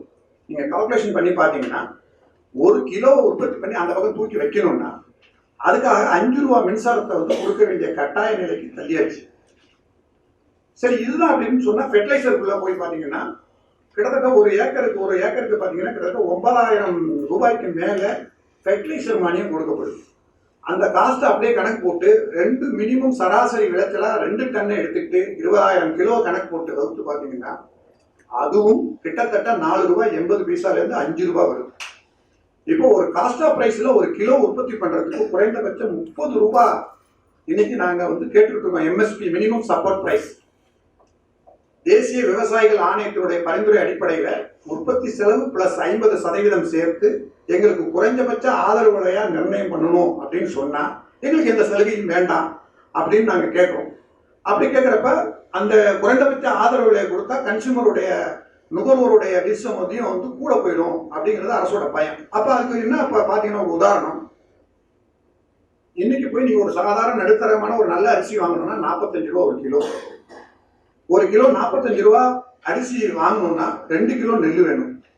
2 கிலோ நெல்லோட விலையை போட்டு பார்த்தா கிட்டத்தட்ட ஒரு கிலோவோட விலை வந்து பாத்தீங்கன்னா சர்வசாதாரணமா எடுத்து போட்டா கூட 30 60 ரூபா விற்கணும். அந்த 60 ரூபா வித்தாதான் நீங்க 45 ரூபாய்க்கு அரிசி கொடுக்க முடியும். ஆனா 45 ரூபாய்க்கு அரிசி கொடுத்தா 90 ரூபா வரணும் கணக்கு. எப்படி வருது அப்படின்னு பாத்தீங்கன்னா, இந்த சந்தையை விலை உயராம பார்த்துக்கிட்டு இருக்கிற ஒரே விஷயம், இந்த கோடையில நாம் உற்பத்தி பண்ணக்கூடிய நெல் சாகுபடி நடக்கக்கூடிய பகுதியிலிருந்து வரக்கூடிய நெல் தான் சந்தையோட விலையை உயராம தாங்கி பிடிச்சிக்கிட்டே நிற்கும். அதனாலதான் அரசாங்கம் இவ்வளவு பெரிய கஷ்டத்திலையும் இவ்வளவு பெரிய விஷயங்கள்லையும் தொடர்ந்து இந்த வேளாண்மை அக்ரி செக்டருக்கு மட்டும் தொடர்ந்து இந்த எனர்ஜியில போடக்கூடிய மின்சாரத்தை தொடர்ந்து கொடுத்து கொண்டு இருப்பதற்கான அடிப்படை காரணம் இதுதான்.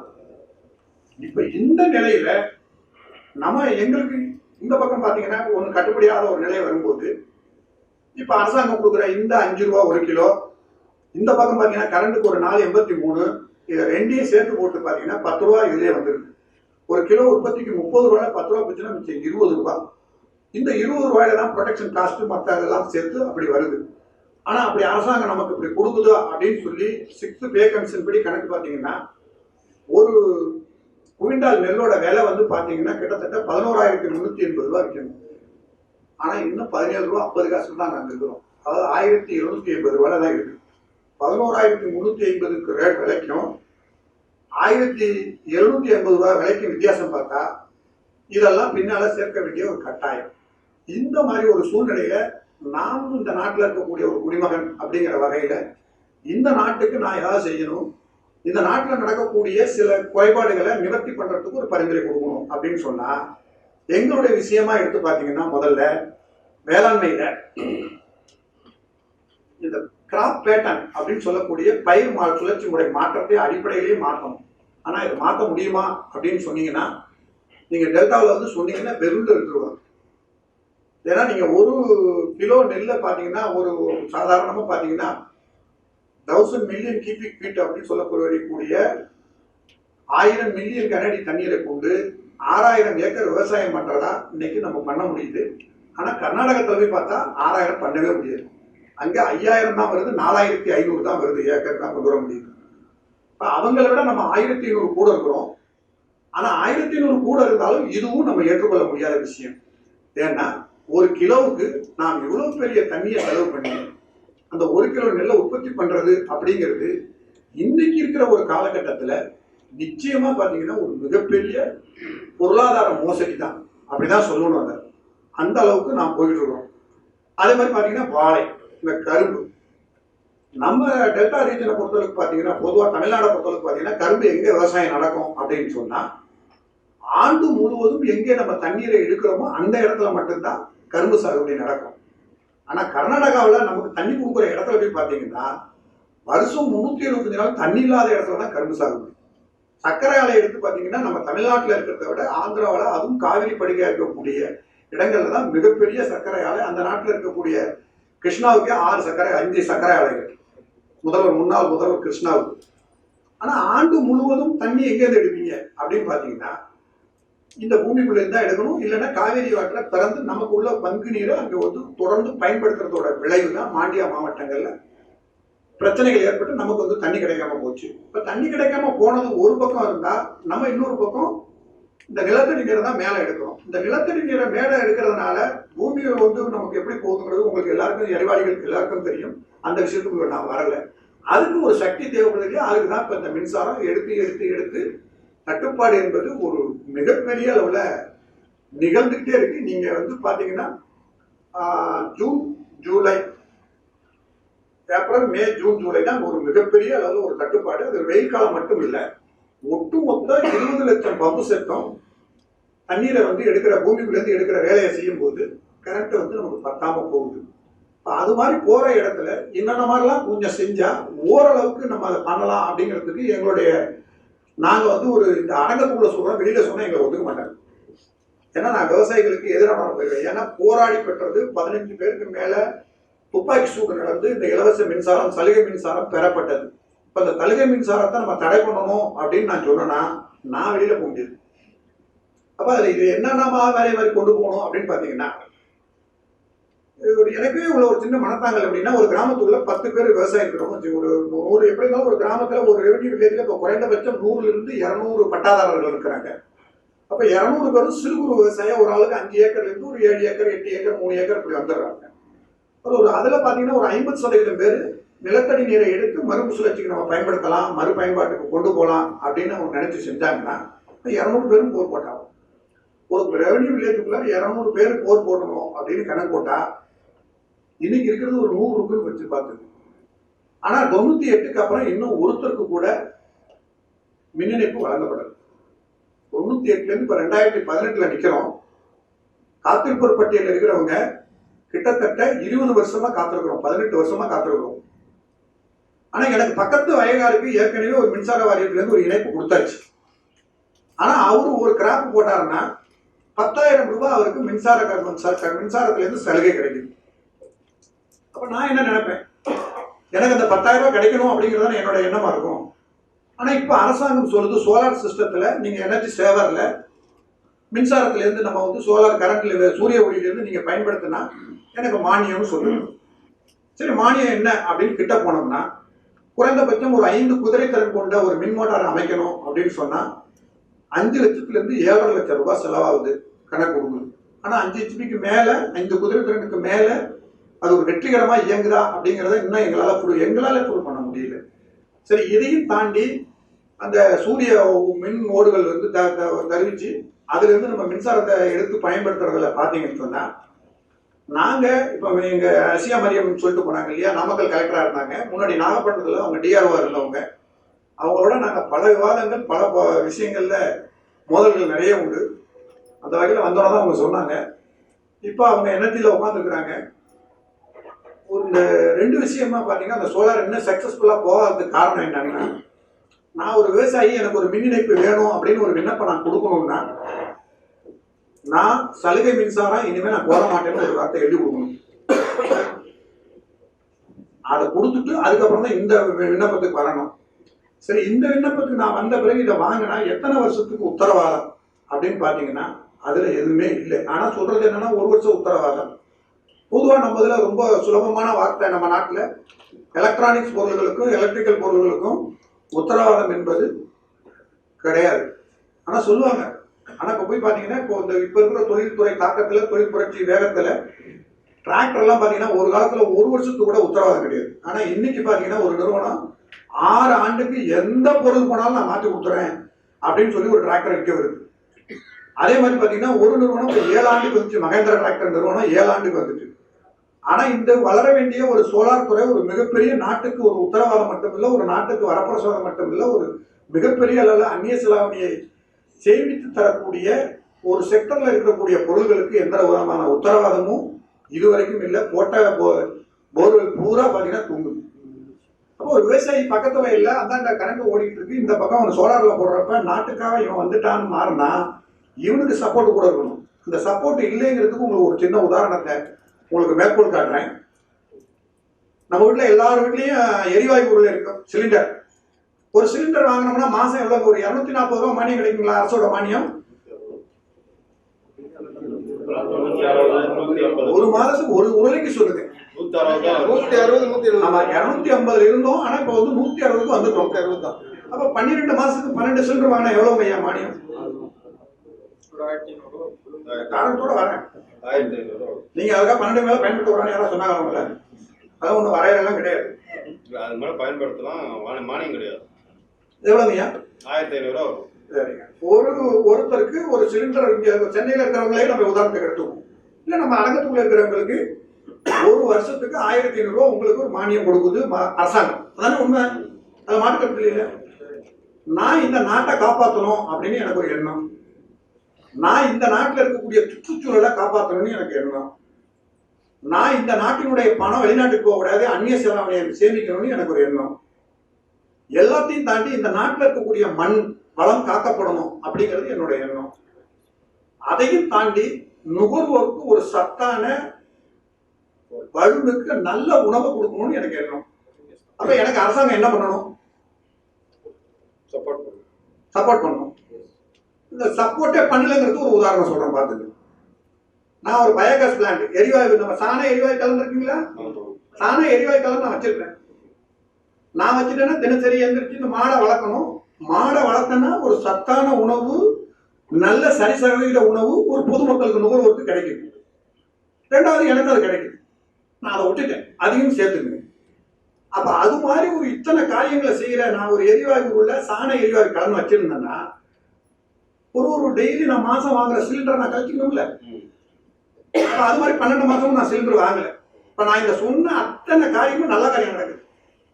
அப்ப நான் செய்யற எனக்கு இந்த மாசம் இந்த அரசாங்கம் மாசம் 1500 கொடுக்கணுமா இல்லையா? கொடுக்கணுமா இல்லையா? ஒண்ணுமே செய்யாத ஒரு சிலிண்டர் வாங்கி இருக்கிற சிட்டியில இந்த அவைகள் இருக்கிற உங்களுக்கு கொடுக்குது ஒரு வருஷத்துக்கு 1500 ரூபாய்.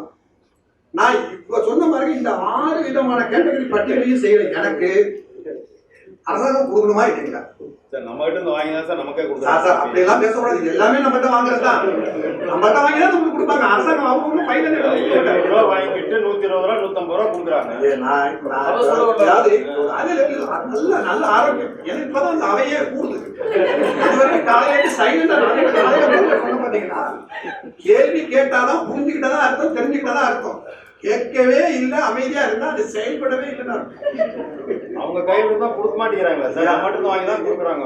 நல்ல கேள்வி. என்னுடைய பதில் என்னன்னு கொஞ்சம் சிந்தனை பண்ணி பாருங்க. ஒரு நாட்டுல உன்னை வளர்க்கணும், ஒன்னு நல்லது நடக்கணும் அப்படின்னு சொன்னா நான் சொன்ன எத்தனை 6 விதியம் சொன்ன பாருங்க. 6 உங்களுக்கு சாதாரணமா தெரியும். ஒரு சாண எரிவாயு கலன் அமைச்சு அந்த சாணத்தை அதுல கரைச்சு கொடுத்து அந்த சாணத்தை வெளியே எடுத்தீங்கன்னா அது மாதிரி ஒரு இயற்கை உரம் கிடையவே கிடையாது. ஆனா ஒரு ரசாயன உரத்தை 5 ரூபா சொன்னாலும் ஒரு கிலோவுக்கு. இப்ப அதாவது சாண எரிவாயு போன எனக்கு ஒரு 5 ரூபா கிலோவுக்கு கொடுக்க வேண்டாங்க. அது ஒரு குறைந்தபட்சம் ஏதாவது ஒரு கமிட்டியை போடுங்க. இந்த சாண எரிவாயு பழத்தை கொண்டு உள்ள கொடுத்தோம்னா அதுக்கு சப்போர்ட் பண்ணணுங்களா இல்லையா? அந்த சப்போர்ட்டிங் இல்லாதனால இப்ப என்னாச்சு, என் வீட்டுல ஒரு சாண எரிவாயு இருக்குங்க. என்னுடைய மனைவி படிச்சவதான். ஆனா நான் சாணியை கரைச்சி ஊத்துனா எனக்கு ஒண்ணுமே கிடையாது. நீங்க விரல் நுனி கூட தொடாத ஒருத்தருக்கு நம்ம இந்த அவைக்குள்ள இருக்கிறவங்களே உதாரணம் வச்சுக்கேன், வெளியே போய் காமிக்கணும். அவங்களுக்கு எல்லாமே கொடுத்துட்டு நான் எல்லாம் செய்யறேன் இந்த நாட்டுக்காக, அந்நிய செலாவணியை மிச்சப்படுத்துறேன், மண் வளத்தை கூட்டுறேன், சுற்றுச்சூழலை பாதுகாக்கிறேன், இதையும் தாண்டி நல்ல ஆரோக்கியம் நுகர்வோருக்கு பொதுமக்களுக்கு கொடுக்குறேன். இது மாதிரி பொருளாதாரத்தை மீட்சி சுயசார்பு பொருளாதாரம். நீ கேஸ் என்ன குதிச்சா வருது, வெளியில இருந்து இறக்கி தானே கொடுக்குறோம். இவ்வளவு நல்ல காரியம் செய்யற எனக்கு ஒண்ணுமே கிடையாது. எதுவுமே செய்யாம வெறும் முடியல வார்த்தைகளை மட்டும் பேசிட்டு போறவங்களுக்கு மாசம் 1700 ரூபாய் ஒரு வருஷத்துக்கு கண்ணை மூடிட்டு கொடுக்குது. இதுதான் கோளாறு. இது மாதிரி அக்ரிகல்ச்சர்ல இவ்வளவு விஷயங்கள் செய்யறவங்களுக்கு நீங்க எப்படி கொண்டு போகணும் அப்படிங்கறத பத்தி உங்களுடைய வருங்கால கணிப்புல இப்ப நீங்க சொல்ல போற 2வது அரங்குல நாளைக்கு நடக்க போறதுலையும் சரி இன்னைக்கு நடக்கிறதுலையும் உங்களுடைய பார்வை கொஞ்சம் திரும்பணும் அப்படிங்கிறது தான். எனக்கு தெரிஞ்ச வரைக்கும் ஒரு 2-3 விஷயங்களை மட்டும் நான் உங்களோட பகிர்ந்துக்கிறேன். முதல்ல பாத்தீங்கன்னா, நான் கஜா புயல் போன சென்ற ஆண்டு ஒரு மிகப்பெரிய அளவில் நடந்த ஒரு கஜா புயல் நாகப்பட்டினம் வேதாரண்யம் பகுதி. மின்சார வாரியத்தோட செலவினங்கள் மட்டும் மிக அதிகபட்ச செலவு. அதுல அமைச்சர் சம்பத் நினைக்கிறேன், அவர் கடலூர் மாவட்டத்தில இருந்து நான் வேதாரண்யத்துக்கு டெப்டேஷன். ஒரு மின்னாக்கி ஜெனரேட்டர் போட்டு கிராமங்களுக்கு குடிநீர் முதல்ல கொடுக்கணும். அதுல எந்த மாற்று கருத்தும் இல்லை. குடிநீர் கொடுக்கணும் கிராமத்துக்குன்னா அந்த கிராமத்துக்கு குடிநீர் கொடுக்கறதுக்காக பைப் லைன்ல தண்ணியை கொண்டு போகணும். உடனே இங்கிருந்து கடலூர்ல இருந்து ஒரு 150 டிராக்டர் வந்துச்சு, லாரி டேங்கர்லாம். ஒரு டேங்கர் ஏற்றி போய் ஒரு வருவாய் கிராமத்திலையும் நின்றுச்சு. உள்ளார ஒரு சிற்றூர், ஒரு ஊருக்கு ஒரு இது கொடுத்தே ஆகணும், நின்றுச்சு. அது எந்த மாற்று கருத்தும் இல்லை. ஆனா நான் போய் எனக்கு தெரியாம போய் இந்த அமைச்சர் ஐயா வணக்கம், என் பேர் காவிரி கனவால நாகப்பட்டினத்துல விவசாய சங்கத்தில் இருக்கிறேன், எவ்வளவு பெரிய செலவெல்லாம் நீங்க பண்ணிட்டு இருக்கீங்க, அதுக்கு பதிலாக ஒரே ஒரு ஜெனரேட்டர் எடுத்துட்டு போய் இந்த வேதாரண்யம் கூட்டு குடிநீர் திட்டம்னு ஒண்ணு தெரியாம இதுல இருந்து கொள்ளிடத்துல இருந்து போகுது, அந்த பைப் லைன் எங்க போய் வில்லேஜ்ல நிற்கிறோ அந்த இடத்துல போய் ஒரு ஜெனரேட்டர் வச்சு இந்த தண்ணியை மேலே ஏற்றினீங்கன்னா, கண்ணு தானே இல்லை, தண்ணியை மேலே ஏற்றினா இந்த ஒட்டுமொத்த ஊருக்குமே கொடுத்துடலாமே. ஒரு டேங்கருக்கு ஒரு நாளைக்கு 13,000 ரூபாய் வாடகை எடுக்கிறீங்க, நியாயமான?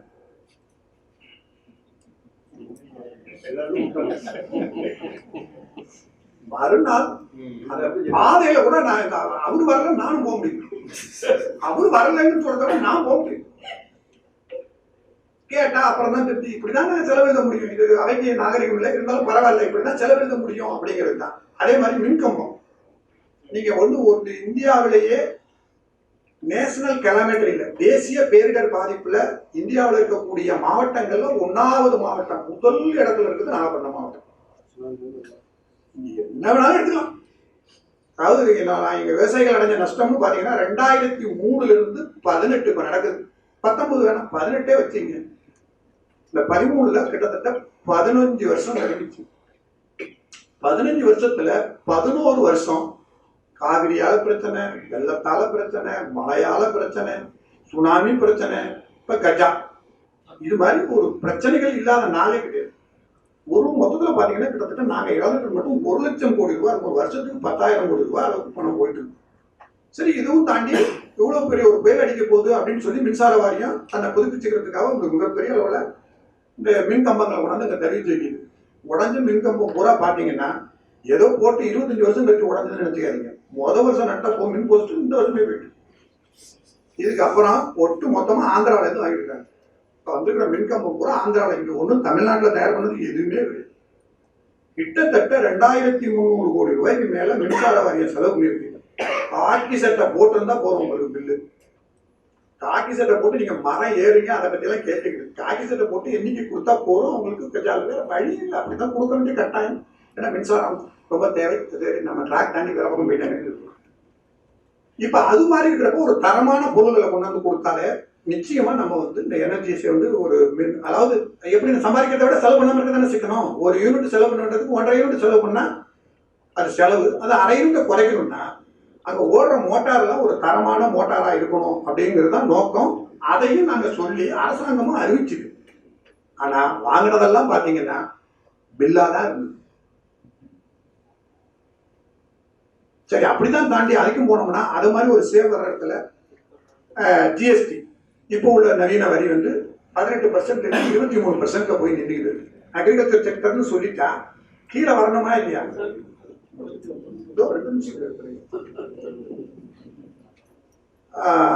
அதுக்கும் பாத்தீங்கன்னா ஜிஎஸ்டி நமக்கு குறைஞ்சு வரணும். அது மாதிரி புதுப்பிக்கிறது மட்டும் இல்லை, இந்த லைன் லாஸ் இன்னமும் நம்மள்ட்ட மின்சார வாரியத்தினுடைய மிகப்பெரிய நஷ்டம் அப்படின்னு சொன்னாலே லைன் லாஸ். அதாவது பாத்தீங்கன்னா ஒரு உதாரணம், ஒரு மின்கம்பம் அமைச்சு ஒரு குறைந்தது ஒரு 20 வருஷம் அந்த மின்கம்பி இருக்கும். அந்த மின்கம்பியை பாத்தீங்கன்னு சொன்னா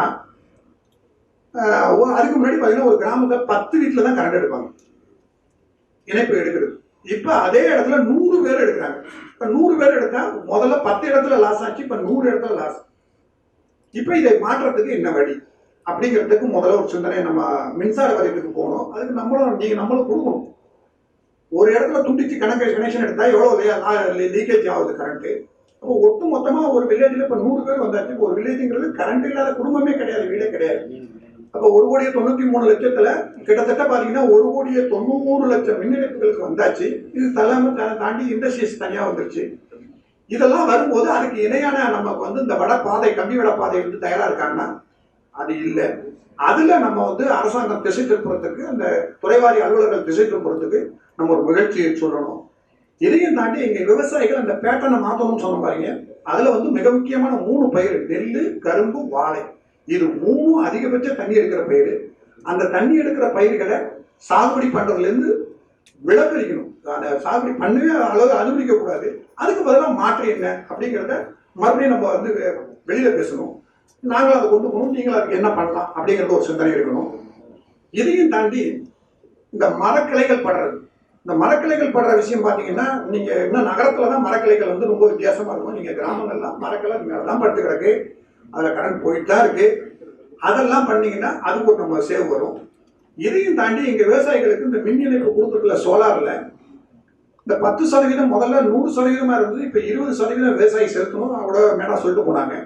அந்த 20% பாத்தீங்கன்னா 2 லட்சம் ரூபாய் வருது. அப்ப இந்த 2 லட்சத்தை செலுத்துறதுக்கும் இந்த பக்கம் அவர் போய் பணம் இருந்தா இப்ப நீங்க தக்கல்ல உள்ள போயிடலாம்.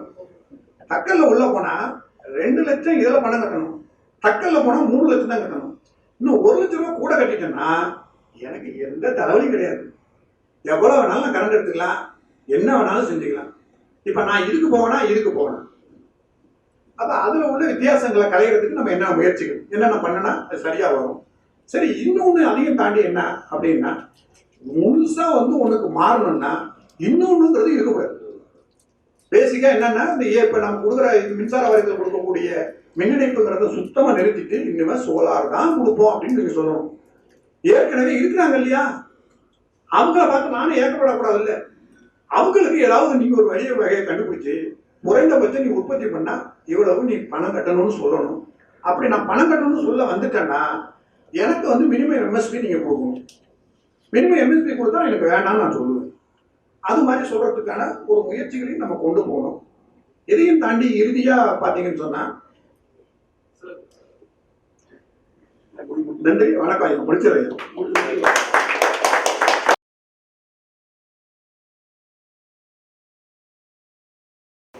Ladies and gentlemen, morning to all. I thank CAG for inviting TANSA for this meeting. You know, TANSA, Tamil Nadu Small and Tiny Business Association, 35 மாவட்டத்தில் உள்ள மாவட்ட சங்கங்கள் எல்லா சங்கங்களும் இணைந்து ஒரு அபெக்ஸ் பாடி, அபெக்ஸ் பாடி நம்ம சென்னையில் இருக்கு, இந்தியாவில்.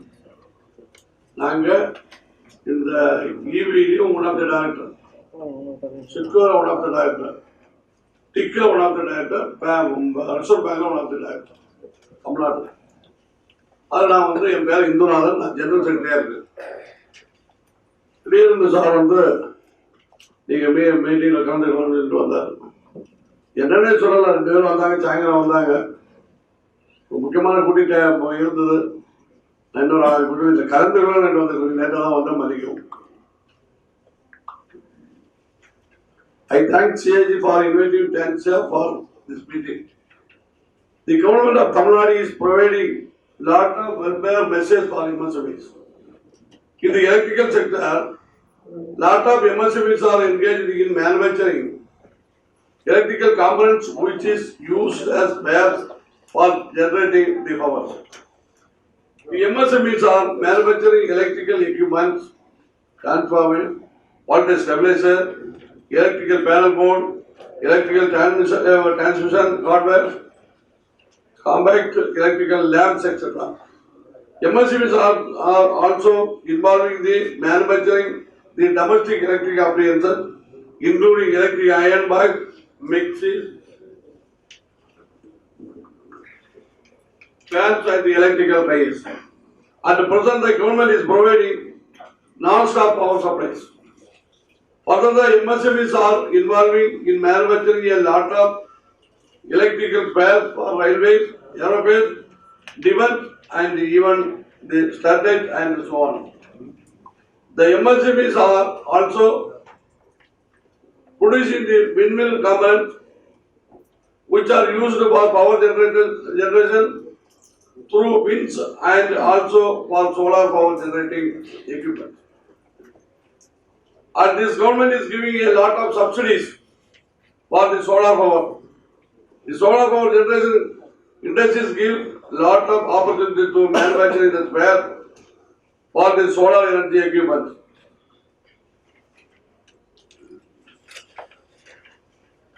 If this continues, definitely the MSMEs who are in this sector will flourish further and give more employment opportunities and achieve the target of Make in India concept of Honorable Prime Minister of India. Sorry, time முடிஞ்சா? Thank you for all.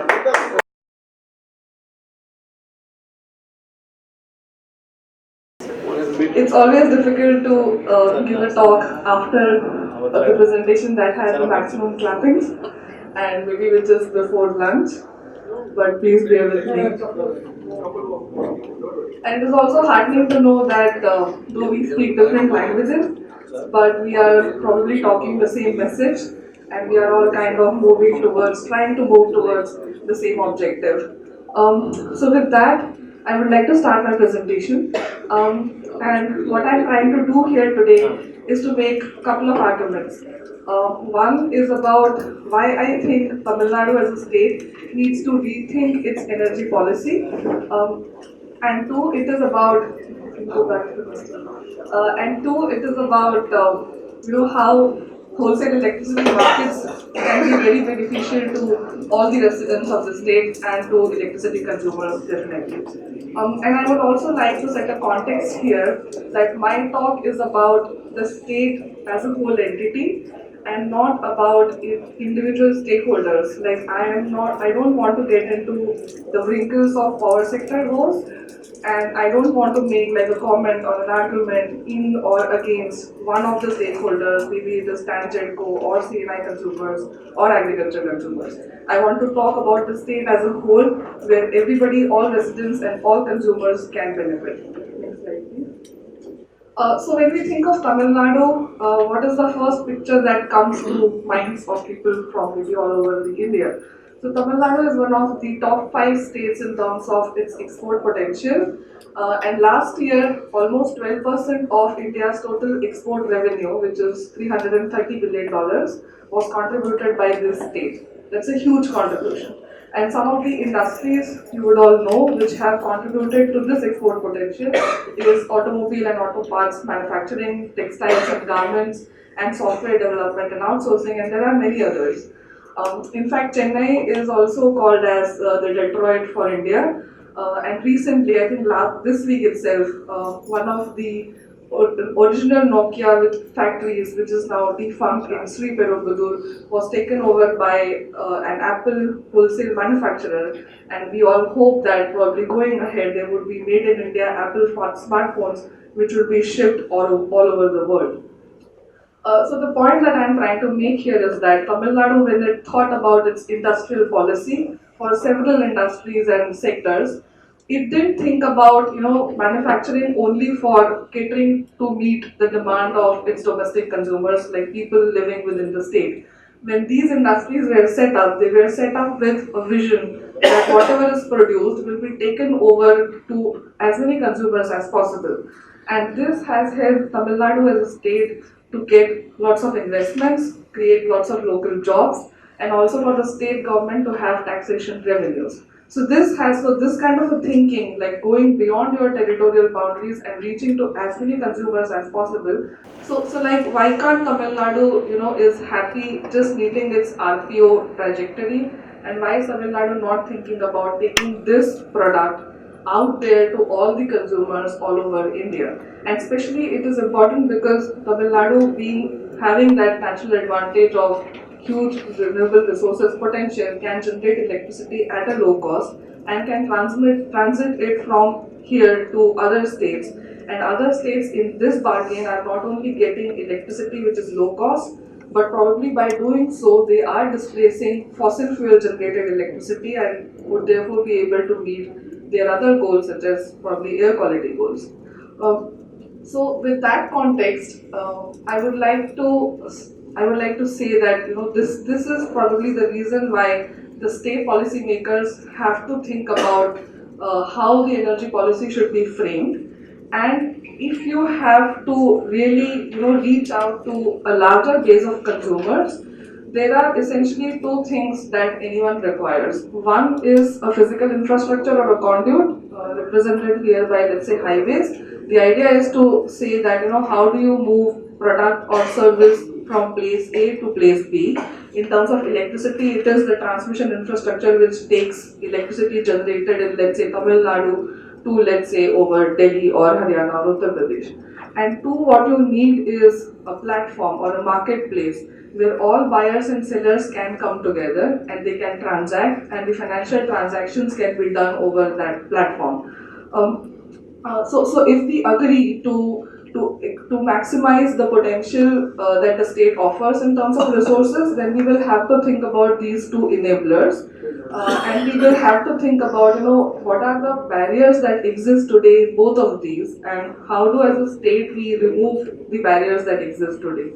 So in terms of transmission, I would say the way transmission pricing is done today, it's kind of very opaque, and every state adds up to cost. So it's like almost like a layering of cost that happens, and therefore electricity, which is way lower in terms of cost generated in the state, when it reaches to long distances, it becomes quite expensive. Now, you can think of this in the way the GST reforms were done, where pre-GST, every state would have its own surcharges, levies, and taxes, and which kind of hindered the movement of goods and services from one state to the other. But post-GST, a lot of us may still disagree with the way the GST reforms have taken place, but the idea of GST was to simplify the taxation structure and therefore lead to kind of more free flow of goods and services between state boundaries.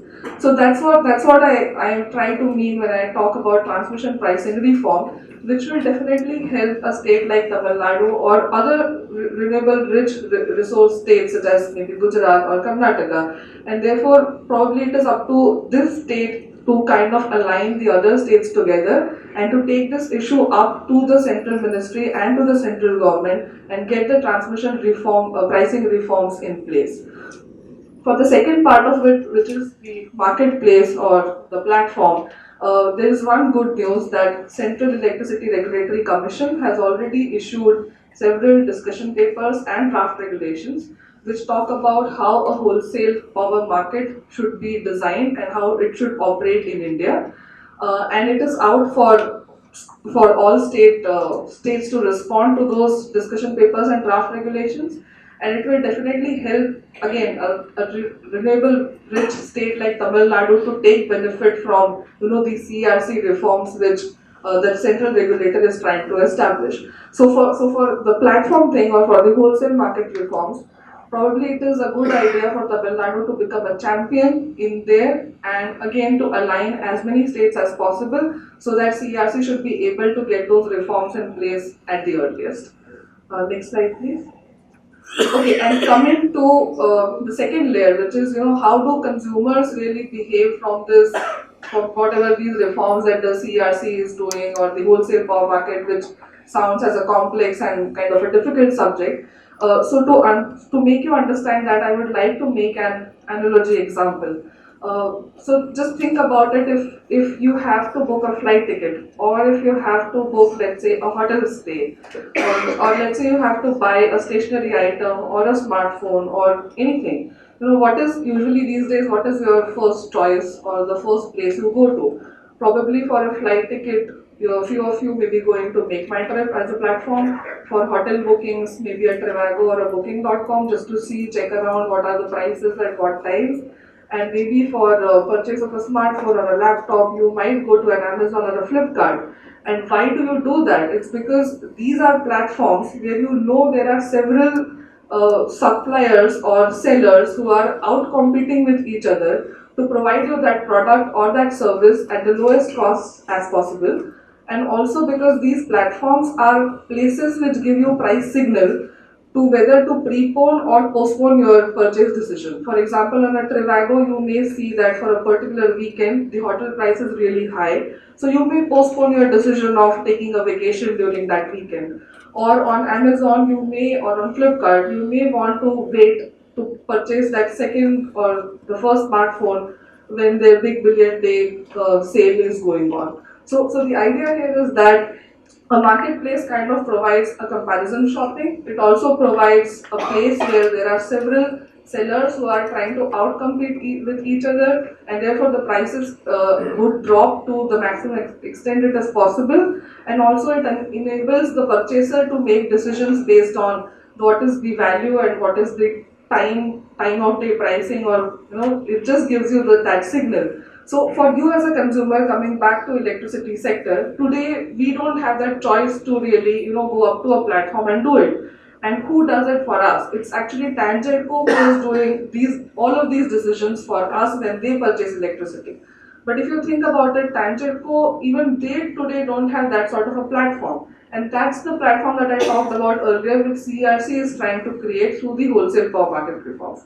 So when wholesale power markets are created, Tangentco would have something equivalent to a Trivago or equivalent to a Flipkart to go there and for every 15 minutes either buy or sell power from that all India national market. So that's a like the benefit of a wholesale market, and a good thing would be if in future Tangentco would be in a position to kind of communicate that decision or those data points to individual consumers or at least class of consumer categories, and to bring that decision level up to the level of consumers. So Tangentco would get, what is the price, who is selling at what time of day, and would pass on that information to the consumers, and it would actually then come up to the consumers to really take that call of, whether they want to go ahead, at what price do they want to go ahead, whether they want to participate in a demand response because they think the price is too high, or whether they want to invest in more energy efficiency resources because they think the prices are going up, or they want to set up a rooftop solar because they think at particular times of the day they can get a good value for extra generation that they do. So this is the kind of information that would just kind of become very demographic, but you have to start it from the top. You have to first give that sort of a platform to the utility itself.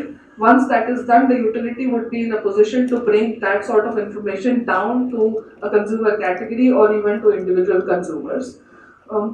Next slide, and this is what basically the retail power market would look like. It is still some time to go when we reach this level, but when we reach up to that level, it will give price signals to consumers, and not just consumers who are buying, but prosumers who have, let's say, solar rooftop or maybe in future energy storage when it becomes cheap, which can also act as a sink as well as a source of electricity depending upon the price information that they get from the market. And also think about electric vehicles whenever they are in bulk, and they can also again act as a sink as well as a source of electricity. So to the next slide, please. So to sum up, what I would like to leave you all with the thought is that when it comes to renewable electricity, what happens in Tamil Nadu need not stay in Tamil Nadu. So it's not that you have to consume all of what you produce. You can look for larger markets, and you should reach out to as many consumers as you can beyond your state territorial boundaries. For that to happen, the best thing is to target all the national and the state level policies and try to bring all other states together, so that whatever reforms that are happening, or maybe if they are not happening, they'll start, and if they are happening, they'll pick up the pace. And to do that, an approach would be what I'm calling a 3M approach, which is more markets are more beneficial, more transparency in pricing. For example, transmission pricing will definitely help, and more active consumers by making them aware of what are the decisions that they can take will really help you move from place A to place B. And last but not the least, consumers are smart, they know how to take the decision. It's up to you to give them enough platform or information to make that decision happen. Thank you.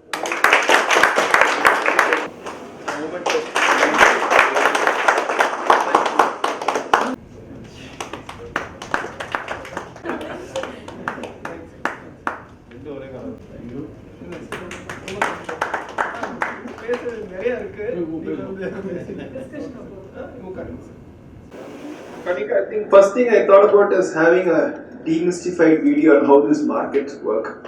It would be a cartoon on thinking how the retails and wholesale market will work.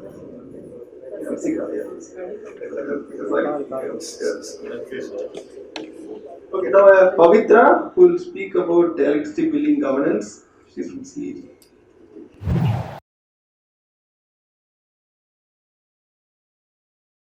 So right now I'm going to be speaking about role of electricity bills as such in improved decision making. But honestly, let's just take a moment to realize what's happening today, right? The whole day we've been speaking about a lot of different topics. We've spoken about consumer participation.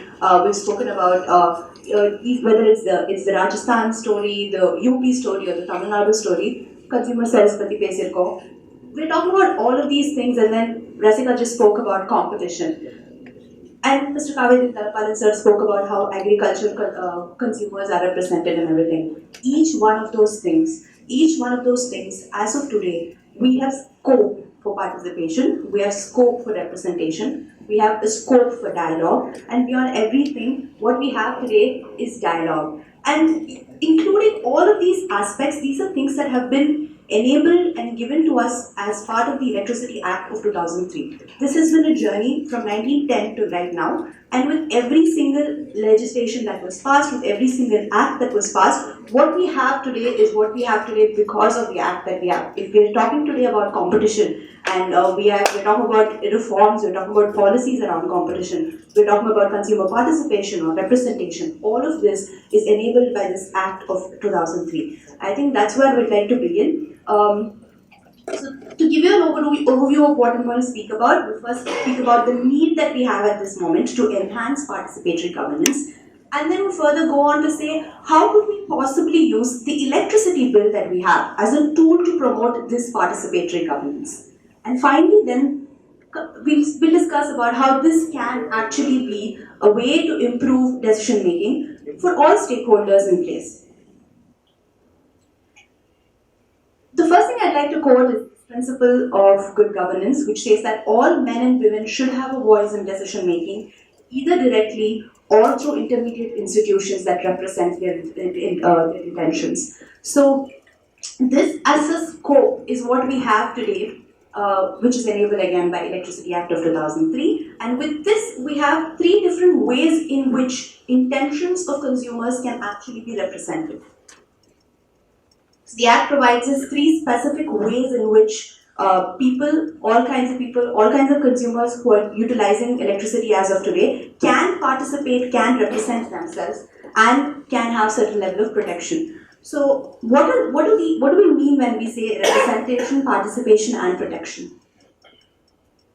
Firstly, about the representation. So we have sections 80 and 87, which enable us to have a certain advisory committees both at the central and state levels. Right, so we have in Tamil Nadu the State Advisory Committee, which represents the interests of various different kinds of consumers, whether it's from commerce, industry, transport, agriculture, labor, and all such.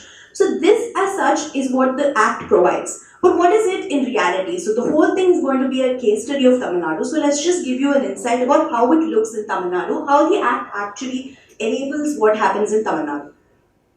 So we do have so many people representing our interests. So the law that gets made, or like any decision that gets made in terms of regulation, or whether it is tariff, all of these aspects that get discussed with these people at some level. And each of these, whether it's someone from commerce, there are two people from industry who are representing us. There are 3 consumers in the State Advisory Committee as such, and there are people from NGOs, and there are academic research bodies, and all these people are representing our interest in some way or form through the State Advisory Committee. So yes, the Act provides this provision, and yes, as of today, there are ways in which we can have representatives voicing our interests, but how effective is it? Is there scope to enhance this? Is there scope to make it better? Is there scope to improve this? For sure, yes, because we have the Tamil Nadu Electricity Regulation Commission setting out the State Advisory Committee regulations, which say that these state advisory committees should be meeting at least once in 3 months. But in reality, we have a situation where we have a state advisory committee which is meeting probably once a year, or probably once in 2 months if that's a lucky year for us. So there we rest the case that there is scope to enhance participatory governance through representation. Moving forward, we have participation. There are public hearings and consultations that are conducted. So I'm just going to take a quick question. இங்கே நம்மள எத்தனை பேர் ஒரு public hearing or consultation போயிருக்கோம், நம்ம போய் participate பண்ணிருக்கோம். I'm sure Kaveri Balan போயிருப்பாங்க. இங்க ஒரு consumer group இருக்காங்க, அவங்க போயிருக்காங்க. There's Karthik from WRI, who's also a research, who's from a research organization, so he's part of it. So in an audience which is primarily working in electricity sector, and organized, like who come from different consumer groups, consumer representatives, and research organizations, all of these people we have three of us who've actually been part of these consultations and public hearings. Yes, there are consultations and public hearings which are open for people to go and participate, but how many of us are actually participating, and how good is the quantity and quality of participation in all these forums? That's a question that we should be asking, and in response to that, we just try to do an analysis or comparison between how it looked in 2003 when the tariff order was being designed, how it looked in 2017 when comments and suggestions were being asked for. So in 2003, we had 478 consumers submitting comments and suggestions on one tariff order. But the same situation in 2003 it was 478, and in 2017 you have 195. That's quite a reduction. And then you have public hearings which happen at least 4 times, and then there are public hearings that happen twice in 2017. So just look at the number of participants, right? Like from 2009 to 75, like that's quite a drop. But to think about it, the public notices that are sent out to ask for people to come participate in these public notices, in these public hearings, there's something that changed between 2003 and 2017. So in 2003, you have publications like The Hindu, The New Indian Express, and Dinamani and Tanvi, and Namade MGR, which has a wide range of readership, which has a whole group of people reading them. They are the ones in which these public notices get published. But you see in 2017, I have no idea what Trinity Mirror is. Maybe it's just my ignorance, but there are these journals that come out in which, apart from business standards, you have these publications in which we can't necessarily say that the readership is as wide as the ones that used to have the publication. So to an extent, although there is the legislation which is saying that you should be asking for people's comments, there is a way in which people are making sure that these public notices are sent on papers which probably will not give you that much participants in your public hearing. And finally, we're talking about protection. In so many different presentations today, we've spoken about the grievance redressal mechanisms. We had Anurag who briefly touched upon the 3 tiers of grievance redressal. We had spoken about the internal grievance redressal forums, the consumer grievance redressal forum, and the electricity ombudsman. So to give you a sense of how it looks like in Tamil Nadu, we have about, as of the results that we have from an RTI, we have about 2 crore 17 lakh odd consumers in Tamil Nadu, out of which, when we again had a filed RTIs for 42 different distribution circles, and we found out that the number of CGRF cases that are being filed are limited to under 600. Although we don't have information for two of the 42 districts distribution circle, we can confidently say that the number is not higher than 600. So there are 2 of these hypotheses we can come up with this. In a state which has 2 crore odd consumers, if you're just going to have 600 complaints, either there is no problem in the electricity sector and people are not facing any of these problems, or people are not aware of this. I'm going to bet equally on both of this, but a little more on the fact that people are probably not aware of this, just because we've engaged with different electricity consumer cells and seen different consumers, and we found that the need for consumer awareness around this is paramount. And apart from this, there's also the TNERC's annual report, which tells us that at least on an annual basis, there's at least 70 to 100 different complaints that go directly to the electricity ombudsman without going through the CGRF or the IGRF. Which means that there is a lack of awareness not just with respect to the existence of such kind of redressal mechanisms, but also about whom to go to for what kind of problems and what is the level in which you approach these authorities. So where we are at is that the Act as such does provide all provisions to participate, to have a say in what we want, directly, indirectly, through representation, through participation, and in ways in which you can access justice if you have certain levels of grievances with the electricity, in the electricity sector. So although these are provisions that are available, how optimally are we utilizing it, and how much of it is in reality are we are we optimally utilizing is the question. And will electricity bill be that tool which can promote this governance or engagement or communication, and can electricity bill be that one way of communication between the DISCOM and the DISCOM and the consumer to somehow pass on certain messages, to have a rapport. Maybe we spoke so much about trust. Could that be a tool to do some certain side of trust building? Let's see what we have. So right now, with the Council on Energy, Environment and Water, we had Kanika with us, with Council of Energy, Environment and Water, and with the Shakti Foundation. What we're doing is trying to ask this question in 3 specific research questions. Right? Firstly, how much of the bill elements do people understand? And we take up Tamil Nadu as a case study over here. How much of the bill elements do people understand? How much more of an understanding is required? How much of an awareness is required, and how much more information do they require to participate better, and how can this participation result in improved decision making? So that's basically not just with respect to just, when I speak about decision making, we are looking at it from an administrative, regulatory and consumer grievance redressal forums. So in every specific area, we are looking to see if giving more information to the electricity consumers via a bill, can that translate into better and more informed decision making on all these aspects in the electricity sector? What we did do is, we began with certain literature review. We tried to look at a number of electricity bills, like about 35 electricity bills from 20 different states and 26 different DISCOMs, and we see that there's primarily 3 kinds of electricity bills, right? One is you have your spot bills, then you have this detailed electricity bill that is given to you, and apart from that there is this electronic bill. And Tamil Nadu though has this unique situation where there is an electricity meter card, which is something that's hanging down your meter on a daily basis, or like on a monthly basis, and then you have an assessor who comes in and fills the number, and he tells you how many units you've consumed based on the reading that he's done, and then tells you how much that should be in terms of consumption charges and how much you have to pay. So this is a spot bill that is from Odisha,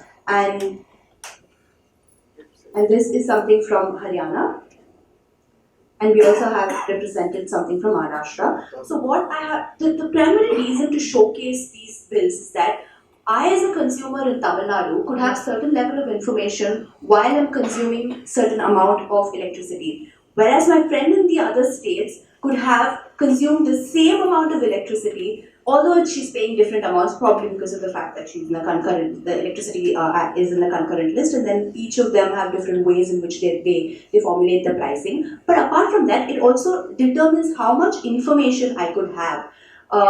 She would know a lot more about certain elements of the bill. She would know a lot more about a lot of charges than I would. And in different ways, right? So in Haryana, you would see that these are a lot of numbers. So representation-wise, there are a lot of numbers. In Maharashtra, you see that the representation-wise, there's a lot of pictures, or like you have certain representations in terms of graphs as well.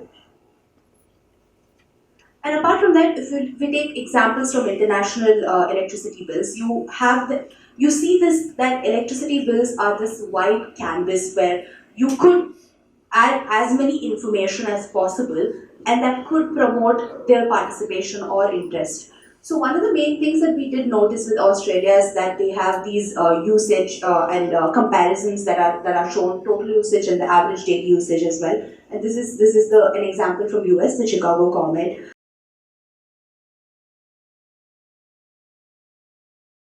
12 லட்சம் பேர் ஒரு வருஷத்துக்கு காத்து மாசுபடுதல்னால அவங்க உயிர் போகுது அப்படிங்கிறப்பல இன்னும் ஒரு ஆராய்ச்சி இருக்கு. நிறைய எண்கள் இருக்கு. இதை நம்ம கேள்விகள் கேட்கலாம். ஆனா நம்ம புரிஞ்சுக்க வேண்டிய விஷயம் இதுவா இருக்கு. காத்து மாசுபடுதல் அப்படிங்கிறது நம்ம கண்ணுக்கு நேரம் நடக்கிற ஒரு விஷயமா இருக்கு. அதுக்கு ஒரு பெரிய காரணமா இருக்கிறது இந்த அனல் மின் நிலையங்கள். அது நம்ம ஓரளவுக்கு ப்ராசஸை புரிஞ்சுக்கணும் அப்படின்னா அனல் மின் நிலையங்கள் நிலக்கரியை வச்சு செயல்படுற ஒரு விஷயமா இருக்கு. நிலக்கரியை நம்ம எரிக்கிறோம். அப்படி இருக்கையில நம்ம காத்து மாசுபடுது. அதுல வெளிவர சில வாயுக்கள்னால உலக வெப்பமயமாதல் அந்த ஒரு பிரச்சனை இருக்கு. என்ன பண்ணுதுங்க அப்படின்னா கார்பன் டை ஆக்சைடு, நம்ம சொல்லலாம் nitrogen oxide, sulphur di oxide, carbon di oxide எல்லாம் சொல்றோம். அது பெரும்பாலும் நம்ம கார்பன் டை ஆக்சைடு அப்படிங்கிறத நம்ம பார்க்குற விஷயம் என்ன அப்படின்னா, வெப்பத்தை, சூரிய ஒளி வெப்பத்தை அது இங்கேயே தக்க வச்சுக்குது. அது திரும்ப அனுப்ப மாட்டேங்குது. அப்படிங்கையில கடல் அளவு அதிகமாகுது. பனிப்பாறைகள் உறையுது, அதெல்லாம் போய் கடல் தண்ணியோட சேருது, கடல் தண்ணி அதிகமாகுது, கடல் வந்து நிலத்துக்குள்ள வருது, வாழ்வாதாரங்கள் பாதிக்கப்படுது. அது ஒரு சிம்பிளா சொல்லணும் அப்படின்னா இதுதான் அதோட சைக்கிளா இருக்கு. இதை பத்தி காத்து மாசுபடுதல்ல ஒரு பெரிய காரணமா அனல் மின் நிலையம் இருக்கு அப்படின்னு நான் சொன்னேன். இது வந்து அனல் மின் நிலையம் சுத்தி இருக்கிற கிராமங்களுக்கு மட்டும்தானா அப்படின்னா அது இல்லை அப்படிங்கிறது தான் உண்மை. இதனால நமக்கு என்ன அப்படின்னா எல்லாருக்கும் பிரச்சனை இருக்கு. ஒரு 2 வருஷத்துக்கு முன்னாடி ஒரு முயற்சி எடுத்தாங்க.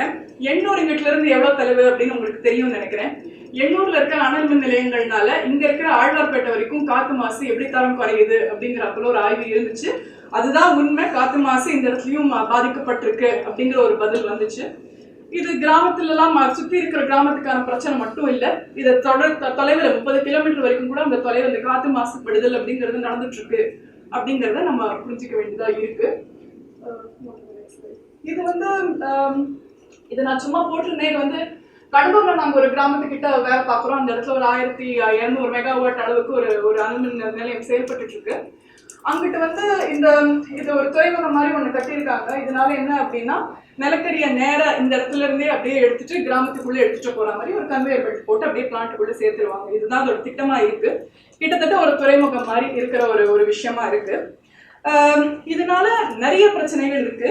கிழக்கு கடற்கரை பொறுத்த வரைக்கும் நமக்கு வந்து இது தெரியும்னு நினைக்கிறேன். மண்ணும் கடல் அலையும் வந்து கீழே இருந்து மேல வடக்கால போகுது, இப்படி போகுது மேல. அந்த இடத்துல நீங்க வழியில ஒரு பிரேக் வாட்டரோ ஏதாவது ஒன்று கட்டுறீங்க அப்படின்னா வடக்குல இருக்கிற இடங்களுக்கெல்லாம் அந்த மண்ணு போக மாட்டேங்குது. அதனால கடல் இன்னும் அதிகமா கிராமத்துக்குள்ள வந்துடுது. தெற்கால இருக்கிற கிராமங்கள்ல அந்த மண் வந்து அதிகமா வந்து சேருது. உண்மையை சொல்ல போனா சென்னை மெரினா கடற்கரையே இப்படிதான் வந்து உருவாச்சு அப்படின்னு சொல்லுவாங்க. ஆர்டர் வந்ததுக்கு அப்புறம் தான் இந்த கடற்கரையே உருவாச்சு அப்படின்னு சொல்லுவாங்க. இது தெற்கால வந்து ஒரு ஆறு வந்து போய் கடல்ல சேர்றதுக்கு ஒரு வழியா இருக்கு. இது கடலூர் மாவட்டம், அடிக்கடி கடலோட சீற்றத்தையும் பார்க்குற ஒரு மாவட்டம், அதே நேரத்தில் வெள்ளத்தையும் பார்க்குற ஒரு மாவட்டமா இருக்கு. அப்படி இருக்கையில அந்த இடத்துல அந்த ஆறு போய் கடல் சேர்ற இடத்துல போய் மண் வந்து மூடிடுச்சு அப்படின்னா ஒரு வெள்ள காலத்துல ஒரு பேரிடர் காலத்துல எப்படி அந்த தண்ணி வெளில போவோம், அந்த ஊர்ல இருக்கிற கிராம மக்களுக்கு என்ன மாதிரி ஒரு பாதுகாப்பு இருக்கு அப்படிங்கறத நாங்க கேட்டு இருக்க ஒரு விஷயமா இருக்கு. இந்த விஷயத்தை பத்தி பேசல ஒரு 1.5 மாசம் 2 மாசம் முன்னாடி இந்த உலக வெப்பமயமாதல் மூலமாகவும் இந்த கடல் தண்ணி உள்ள வர்றது மூலமாகவும் இதுக்கு முன்னர் இத்தனை பேர் வந்து கிட்டத்தட்ட ஒரு 50 லட்சம் பேர் கடலோர மாவட்டங்கள்ல இருக்கிறவங்களுக்கு இந்தியா முழுவதிலும் ஒரு பாதிப்பு ஏற்படும் 2050க்குள்ள அப்படின்னு சொல்லியிருந்தாங்க. 2 மாசம் முன்னாடி அந்த அளவை 50 லட்சம்ல இருந்து 3.5 கோடியா மாத்தினாங்க. எதனால அப்படின்னா நாங்க நினைச்சிட்டு இருக்கிற வேகத்தை விட கடல் தண்ணி இன்னும் அதிகமா உயர்ந்துட்டு இருக்கு, இன்னும் அதிகமா உள்ள வந்துட்டு இருக்கு. பாதிக்கப்படக்கூடிய இடங்கள் அந்த அளவுக்கு இன்னும் அதிகமா இருக்கு அப்படிங்கிறப்பல வந்துச்சு. இது பயமுறுத்துற அந்த மாதிரி ஒரு விஷயமா இல்லை. இதுதான் நம்ம வாழ்ந்துட்டு இருக்கிற இயல்பு. காலநிலை மாற்றமா இருக்கட்டும், இல்லைன்னா உலக வெப்பமயமாதலா இருக்கட்டும், என்னைக்கோ வருங்காலத்துல நடக்க போற ஒரு பிரச்சனை கிடையாது. நம்ம கண்ணுக்கு நேரம் நடந்துட்டு இருக்கு, ஆனா நம்ம அதை வந்து அந்த அளவுக்கு உணரலையோ அப்படின்னு தோணுது. இது இன்னும் ஒரு பெரிய பிரச்சனைகள். அனல் மின் நிலையங்கள்ல அவங்க தண்ணீர் தேவை மிக அதிகமா இருக்கு. எங்கிட்ட வந்து சேலம்ல இருந்து நண்பர்கள் இருக்காங்க, பூபதி சார் எனக்கு தெரியுது. மேட்டூர் அங்க ஒரு அனல் மின் நிலையம் இருக்கு, ரொம்ப வருஷமா செயல்பட்டு இருக்காங்க. அப்படிங்கையில வந்து ஒரு நாளுக்கு அவங்க ஒரு வருஷத்துக்கு யூஸ் பண்ற தண்ணி கிட்டத்தட்ட விஜயகாந்த் படம் மாதிரி பெரிய நம்பரா இருக்கு. கிட்டத்தட்ட 7 லட்சம் பேர் செலவழிக்கிற தண்ணி அது. ஒரு நாளைக்கு 7 லட்சம் பேர் செலவழிக்கிற ஒரு தண்ணி ஒரு நாளைக்கு சராசரியா 135 லிட்டர் அப்படின்னு நீங்க கணக்கு போட்டீங்க அப்படின்னா, அதே மாதிரி அவங்க போடுற ஒவ்வொரு யூனிட்டுக்கும் அவங்க வந்து உற்பத்தி செய்யற ஒவ்வொரு யூனிட்டுக்கும் கிட்டத்தட்ட 8 லிட்டர் அளவுக்கு அவங்க தண்ணியை பயன்படுத்துறாங்க அப்படிங்கிற மாதிரி எங்களோட ஆய்வெல்லாம் தெரியுது. இந்த தண்ணி எல்லாம் எங்கிருந்து இங்க வராம இருந்தா வேற யாருக்கு போகும், அந்த மாதிரி கேள்விகள் இல்லாம நம்ம கேட்க வேண்டியதா இருக்கு. இது உற்பத்தி செய்யறதுக்கு மட்டும். நெய்வேலி மாதிரி ஒரு இடத்த வந்து நம்ம எடுத்துக்காட்டா எடுத்தோம் அப்படின்னா, நெய்வேலியில சுரங்கம் இருக்கு. சுரங்கத்துல அவங்க தோண்டி போய் இது எடுக்கிறதுக்கு நிலக்கரியை எடுக்கிறதுக்கு 1 டன் நிலக்கரி எடுக்கிறதுக்கு 13 டன் தண்ணியை வெளியேற்றுவாங்க. அந்த பக்கத்துல இருக்கிற கிராமங்கள் எல்லாத்துலயும் நிலத்தடி நீர் கிடையாது. இருக்கிற நிலத்தடி நீர்ல இவங்க சொன்னாப்புல காலையில தனபாலன் சார் அவங்க சொன்னாப்புல கடினத்தன்மை அதிகமா இருக்கும், அமிலத்தன்மை அதிகமா இருக்கும். அது எந்த விதமான பயன்பாட்டுக்கு பண்ண முடியும் அப்படின்னு தெரியாது. இது வந்து நெய்வேலிக்காரங்க பிரச்சனை தானா அப்படின்னா இல்ல, அவங்க பிரச்சனை மட்டும் இல்ல. எத்தனை பேருக்கு தெரியும் தெரியாது, இந்த வருஷம் கோடை காலத்துல சென்னைக்கு தண்ணி பல விதங்கள்ல வந்துச்சு. ஜோலார்பேட்டை மூலமா ட்ரெயின்ல வந்துச்சு, வீராணம் மூலமா வந்துச்சு. பற்றாக்குறைக்கு நம்ம நெய்வேலி சுரங்கத்திலிருந்து தண்ணி எடுத்து நம்ம சென்னை மெட்ரோ வாட்டர் வந்து இங்க வரவழைச்சாங்க. தினசரி கிட்டத்தட்ட ஒரு 50 MLD அப்படிங்கிறப்பல சொன்னாங்க. இந்த தண்ணியெல்லாம் இது வரைக்கும் அந்த இடத்துல இருக்கிற வாலாஜா ஆறுல இருந்துச்சு. அங்கிருந்து கிராமங்களுக்கு விவசாயத்துக்கு அனுப்பிச்சிட்டு இருந்தாங்க. ஆனா அப்ப அதுக்கப்புறம் அது வந்து இந்த பக்கத்துல வந்துருச்சு. தண்ணி குடிக்கிறதுக்கு குடி தேவைக்காக வந்துருச்சு. நம்ம தலைநகரம் இல்லையா, ஸோ அதனால இந்த தண்ணியோட தன்மை என்ன, அது வந்து விவசாயத்துக்கு உகந்ததா இல்லை குடிநீருக்கு உகந்ததா அப்படின்னு தெரியாது. ஏன்னா நெய்வேலியில கிட்டத்தட்ட ஒரு 30-35 வருஷமா வந்து சுரங்கங்கள் செயல்பட்டு இருக்கு, அனல்மின் நிலையங்கள் செயல்பட்டு இருக்கு. ஸோ இதனால வரக்கூடிய தாக்கங்களும் நிறைய இருந்திருக்கு. ஸோ இது நெய்வேலி, இது நான் சொல்லிட்டு இருந்த விஷயம். இந்த இடத்துல தான் அந்த முதல் மைனோட எக்ஸ்பேன்ஷன் அது இருந்துச்சு. இது வந்து 1984 இதோட படமா இருக்கு. இது வந்து இப்போ அது இருக்கிற இடம். முன்ன இருந்ததுக்கும் இந்த இடத்துக்கு எந்த அளவுக்கு விரிவடைஞ்சதுனால அந்த இடத்துல இருக்கிற பக்கத்துல இருக்கிற அந்த பச்சை பசையில் அந்த தன்மை எவ்வளவு போயிருக்கு, எவ்வளோ ஒரு பாலைவனமா தெரியுது அப்படிங்கறத வந்து நீங்க உணர்றதுக்காக இதை நான் போட்டிருக்கேன். இது நெய்வேலிங்கிற ஒரே ஒரு இடத்துல இந்த மாதிரி ஒரு 10-12 இடத்துல பிளான்ஸ் இருக்கு, மைன்ஸ் அவ்வளோ இல்லை அஃப்கோர்ஸ். ஸோ இது வந்து இந்த நில பயன்பாடு மாறுது. இதனால அது காடா இருந்தாலும் சரி, விவசாய நிலமா இருந்தாலும் சரி, அதோட தாக்கம் நமக்கு ரொம்ப அதிகமா இருக்கும் அப்படின்னு நான் நம்புறேன். இது வந்து ஆனா அனல் நிலையங்கள்னால வர பிரச்சனை மட்டும் இல்லை. அடுத்த பக்கத்துக்கு இருக்கோங்க. இது கமுதி. சரி, இப்ப சரியா கமுதி தானா? ஓகே. ஸோ கமுதியில இருக்கிற சோலார் பார்க் அப்படின்னு சொல்றோம். ஸோ அந்த இடத்துல இதுதான் அதோட இடம். இது வந்து ஒரு 10 வருஷம் முன்னாடி அந்த இடத்தோட இமேஜரி இப்படிதான் இருந்துச்சு. அந்த இடம் நீங்க அந்த பச்சையா இருக்க அந்த இடத்த பார்த்துக்கணும். சிகப்பா இருக்கிட்ட இது 10 வருஷத்துக்கு அப்புறம் நல்ல வெள்ளி மாதிரி இருக்கிறதெல்லாம் சோலார் பேனல். ஆக்சுவலி இந்த இடத்துல நம்ம என்ன பண்ணோம்னா, அந்த காடு மாதிரி இருக்கிற அந்த இடத்த எடுத்துட்டு நம்ம பேனலை போட்டுட்டு ஆனா அந்த பார்க்குன்னு கூப்பிட்டு இருக்கோம். அதுதான் நடந்துட்டு இருக்கு இப்போ. நிலப்பயன்பாடு அப்படிங்கிறது பல விஷயங்கள்ல மாறுபடுது. அது காடா இருந்தாலும் அது ஒரு பிரச்சனையா இருக்கு, விவசாய நிலமா இருந்தாலும் பிரச்சனையா இருக்கு. ஒரு 10-15 நாள் முன்னாடி சமூக வலைதளங்கள்ல வந்துச்சு. பெரும்பாலும் இந்த கமுதி இடத்துல வந்து NLC நெய்வேலி லிக்னைட்டும் வந்து ஒரு சோலார் பிளான்ட் போட்டிருக்காங்க. அந்த இடத்துல வந்து விளைநிலங்களை அப்படியே அழிச்சு மிஷின் வச்சு அழிச்சு அந்த இடத்துல பிளான் கொண்டு வராங்க அப்படிங்கிற ஒரு வீடியோ போட்டிருந்தாங்க. அது எந்த அளவுக்கு உண்மைன்னு எனக்கு தெரியல. ஆனா அது உண்மைதான் அப்படின்னா அதுதான் நம்ம பாக்குற ஒரு விஷயமா, அதுதான் பெரிய பிரச்சனையா இருக்குன்னு நினைக்கிறேன். எல்லாத்த பத்தியும் புலம்பிட்டேன்னு நினைக்கிறேன். இது வரைக்கும் எந்த தீர்வும் இல்லையா அப்படின்னா இல்லை, மின்சாரம் கண்டிப்பா தேவையான ஒரு விஷயம்தான். சோலார் பிளான்ட் கூட கிடையாது அப்படின்னு சொல்ற அளவுக்கு நான் இல்லை. ஆனா வரக்கூடிய சோலார் பிளான்ட் மொட்டை மாடியில் இருக்கிற ஒரு சூழலா இருக்கலாம். ஆர் மின்சாரத்தை நம்ம ஒவ்வொரு தடவை யூஸ் பண்றச்சையும் அது நிஜமாவே தேவைதானா அப்படிங்கறத யூஸ் பண்ணலாம் அப்படிங்கறத நம்ம யோசிக்கணும்னு நினைக்கிறேன்.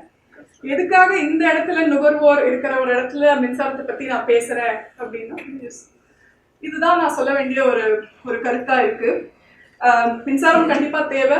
மின்சார சேமிப்புங்கிறது அதை விட முக்கியமா இருக்கு. சிக்கனத்தை பத்தி காலையில சொன்னாங்க. நம்ம மின்சாரத்தை சேமிக்கிறச்சே நம்ம காசை மட்டும் நம்ம சேமிக்கல, அது கூட இருக்கிற நம்ம எல்லா இயற்கை வளங்களோட ஒரு நல்ல விஷயத்தையும் நம்ம சேமிக்கிறோம். வருங்காலத்துக்கு அதை இருக்கிறதுக்கு நம்ம வந்து வழிவகுக்கிறோம் அப்படிங்கிற அந்த ஒரு மனப்பாங்கு நமக்கு இருக்கணும்னு நினைக்கிறேன். நம்ம மின்சாரத்தை பெரும்பாலும் ஒரு உரிமையா கேட்கிறோம் அப்படிங்கிறச்சு அதோட சேமிப்பை நம்ம ஒரு கடமையா பார்க்கணும் அப்படிங்கிறத நான் நம்புறேன். இந்த விஷயத்த வந்து நீங்க எல்லாரும் இருக்கிறவங்க, நீங்க விழிப்புணர்வு பண்ற நிறைய இடத்துல இங்க CS நிறைய NGO இங்க இருக்கீங்க. நீங்க விழிப்புணர்வு பண்ற எல்லா விஷயத்துலயும் மின்சார சேமிப்பு அப்படிங்கறதுல இந்த இயற்கை வளங்களோட சேமிப்பும் அதோட சேர்ந்து இருக்கு அப்படிங்கிற அந்த ஒரு விஷயத்த நீங்க எடுத்துட்டு போகணும் அப்படிங்கிறது தான் என்னோட விருப்பமா இருக்கு. இது சம்பந்தமா நீங்க யாருக்கு உங்களுக்கு ஏதாவது தகவல் தேவைப்பட்டுச்சுனாலும் எதுவா இருந்தாலும் கண்டிப்பா சொல்லுங்க, நாங்க உதவுறதுக்கு தயாரா இருக்கோம். இது நாங்க வேடிக்கையா பண்ண ஒரு போஸ்டர், மாசஸ் எல்லாம் மாறணும், எல்லாம் மாசனால மாறணும் அப்படின்னு. பட் இது உண்மைதானோ அப்படின்னு தோணுது. வாய்ப்புக்கு நன்றி. Any questions from ஏதாவது questions இருக்காங்க? Any questions from this side? என்னுடைய சந்தேகம் என்னன்னாக்கா, ஒரு விவசாயி சொன்னார், கோயிலில் வந்து கம்பமெல்லாம் வீட்டுக்கு போயிடுச்சு, ஆந்திராவில் வந்து கம்பத்தை கொண்டு வந்தாங்க, வாங்கினாங்க அப்படின்னு சொன்னீங்க. இல்லை, நான் என்னுடைய மின்சார வாரியத்துக்கு ஆலோசனையாகவும் சொல்கிறேன். நான் தரை இணைப்புன்னு சொல்லுவாங்க, யார் இந்த ஸ்டேன்னு சொல்லுவாங்க, எங்கெங்க ஸ்டே போடணும், கம்பி போடுவாங்க. ஸ்டே கம்பிகளை எந்தெந்த இடத்துல போடணுமோ, அதாவது 5 கம்பத்து கண்ணாண்ட கிராஸ் ஸ்டே சொல்லுவாங்க, 2 பக்கம் 2 ஸ்டே போடுவாங்க. இந்த கிராஸ் ஸ்டே வந்து எங்கேயுமே இல்லை. ஆங்கிள் பாயிண்ட் சொல்லுவாங்க, எல் பாயிண்ட் இருக்கும். அந்த இடத்துலலாம் இருந்த ஸ்டே எல்லாம் அறுந்து போயிருக்கு. என்னுடைய அனுபவத்திலேயே தத்திரிக்கவில்லை அர்ப்பணத்தில் அந்த ஆங்கிள் பாயிண்ட்ல அறுந்து போச்சு. ஒரு புயல் காற்று அடிச்சது காமக்கே விழுந்து போச்சு. ஆசிச்சு போச்சு சிமெண்ட் கம்பம். ஐயா நல்ல பதில் சொல்றீங்க. நான் சொல்ல வந்த பதில் என்னன்னு கேட்டீங்கன்னா, என்னுடைய அரசாங்கம் என்னுடைய பணத்துல அங்க கட்டினது தான் இந்த மின்கம்பம். ஒரு மின்கம்பத்தோட தலையில கிட்டத்தட்ட 7500 ரூபாய் கடன் உட்கார்ந்துருக்கு. உத்தேசமா சொன்னா 7500 ரூபாய் மின்வாரியத்துல கடன். அப்ப என்னுடைய உழைப்புல கட்டப்பட்ட ஒரு மின்வாரியத்திலோட கம்பி மரம் நான் போட்டா 15 வருஷம் 20 வருஷம் நிக்குது. ஆனா 2 வருஷம் கூட நிக்கலையா அப்படிங்கிறது ஆதங்கம். அதுதான் நான் சொல்ல வந்தது. ஒரு நாளைக்கு 10 தடவை கரண்ட் போயிட்டு அர்ப்பணத்துல. அதுக்கு என்ன காரணம்னாக்கா லூஸ் சேக்கா இருக்குது, ரொம்ப தொங்குது. அதெல்லாம் உண்மைங்க. உண்மை காத்தடிச்சா ஒன்னோட ஒன்று சேர்ந்து ஒரு 10 கிலோமீட்டர் 20 கிலோமீட்டர் வேகம் காத்தடிச்சா கூட உடனே கரண்ட் போயிடுது. ஒரு 2 நிமிஷம் மழை தூரல் போட்டாலே கரண்ட் போயிடுது. இதெல்லாம் பக்காவா மெயின்டைன் பண்ணால இந்த மின்சாரம் துண்டிக்கிறது தானா நின்று போறது, அதை அவாய்ட் பண்ணலாம். நான் ஐயாவுக்கு ஒரு முக்கியமான தகவல் நான் சொல்றேன். அதுக்கு லைன் போட்டது ஆங்கிலேயருக்கு காலம். அப்ப நம்மளோட மின்சார தேவைங்கிறது பாத்தீங்கன்னா ஒரு எப்படின்னா அப்போ உற்பத்தி நம்மளோட இருக்கிற பகிர்மானமே பாத்தீங்கன்னா ஒரு 10%. இன்னைக்கு அதாட்டம் 100 பங்கு வந்துட்டோம், 90 பங்கு வளர்ச்சி அடைஞ்சிட்டோம். ஆனா அதுக்கு வந்து அந்த கம்பி வடம் போகணும்ல, அது பாத்தீங்கன்னா அப்படியே அன்னைக்கு என்ன இருந்தோ அதுதான் இருக்கு. அதனால அது தாங்க முடியாம மெல்ட் ஆகி கீழே விழுந்துருது. அப்ப அந்த லைன் லாஸ் நம்ம ஈரோடோட எம்பி ஒருத்தர் தான் இருக்கீங்களா, ஈரோடு எம்பி போய் ஒரு டியூப் லைட் எடுத்துட்டு போய் இந்த லைனுக்கு கீழே நின்றுட்டாரு. கணேசமூர்த்தி டியூப் லைட் எரிஞ்சுதா இல்லையா? அப்ப என்ன நடக்குது? நம்ம கண்ணுக்கு கைப்புண்ணுக்கு எதுக்கு கண்ணாடி? அப்ப அந்த லாஸ் லீக்கேஜ் நம்ம நுப்பாடணும்ல. அது பண்ணாலே நம்ம வெற்றி தானே. நம்ம அந்த பணம் தான். நான் வந்து குறைபாடு அல்ல, இது வந்து ஒரு அரசாங்கத்தை குறை சொல்ற நோக்கம் அல்ல. என்னுடைய நோக்கம் என்னன்னா, இது மாதிரி சின்ன சின்ன விஷயங்கள் எல்லாம் நல்லா செலவு பண்ணாம இருக்கிறது சிக்கனம் அப்படிங்கிற வகையில இதெல்லாம் தவிர்க்கணும். நீங்க லைன் லாஸ் சொன்னீங்க. 50 வருஷம் போட்ட கம்பி எல்லாம் இன்னும் அப்படியே இருக்குது. லோயர் சைஸ் கண்டக்டர் சொல்றாங்க கம்பி. அந்த கம்பி லைன்ல அதான் நான் டெக்னிக்கலா சொல்லல, நீங்க டெக்னிக்கலா சொல்றீங்க. சார் ரெண்டு பேருமே ஒரே விஷயம் தான் சார் மீன் பண்றீங்க. வேற ஆங்கிள் சொல்றாரு. இல்லனா இந்த விஷயம்லாம் சரியா இல்ல. என்ன சொல்றேன்னா அவாய்ட் பண்ணிக்கலாம். ஸ்ட்ரெngthening பண்ணாவே அந்த லோ வோல்டேஜ் அவாய்ட் பண்ணலாம். அடுத்த கேள்வி போலாம். வேற யாரும் இருக்குங்களா சார்?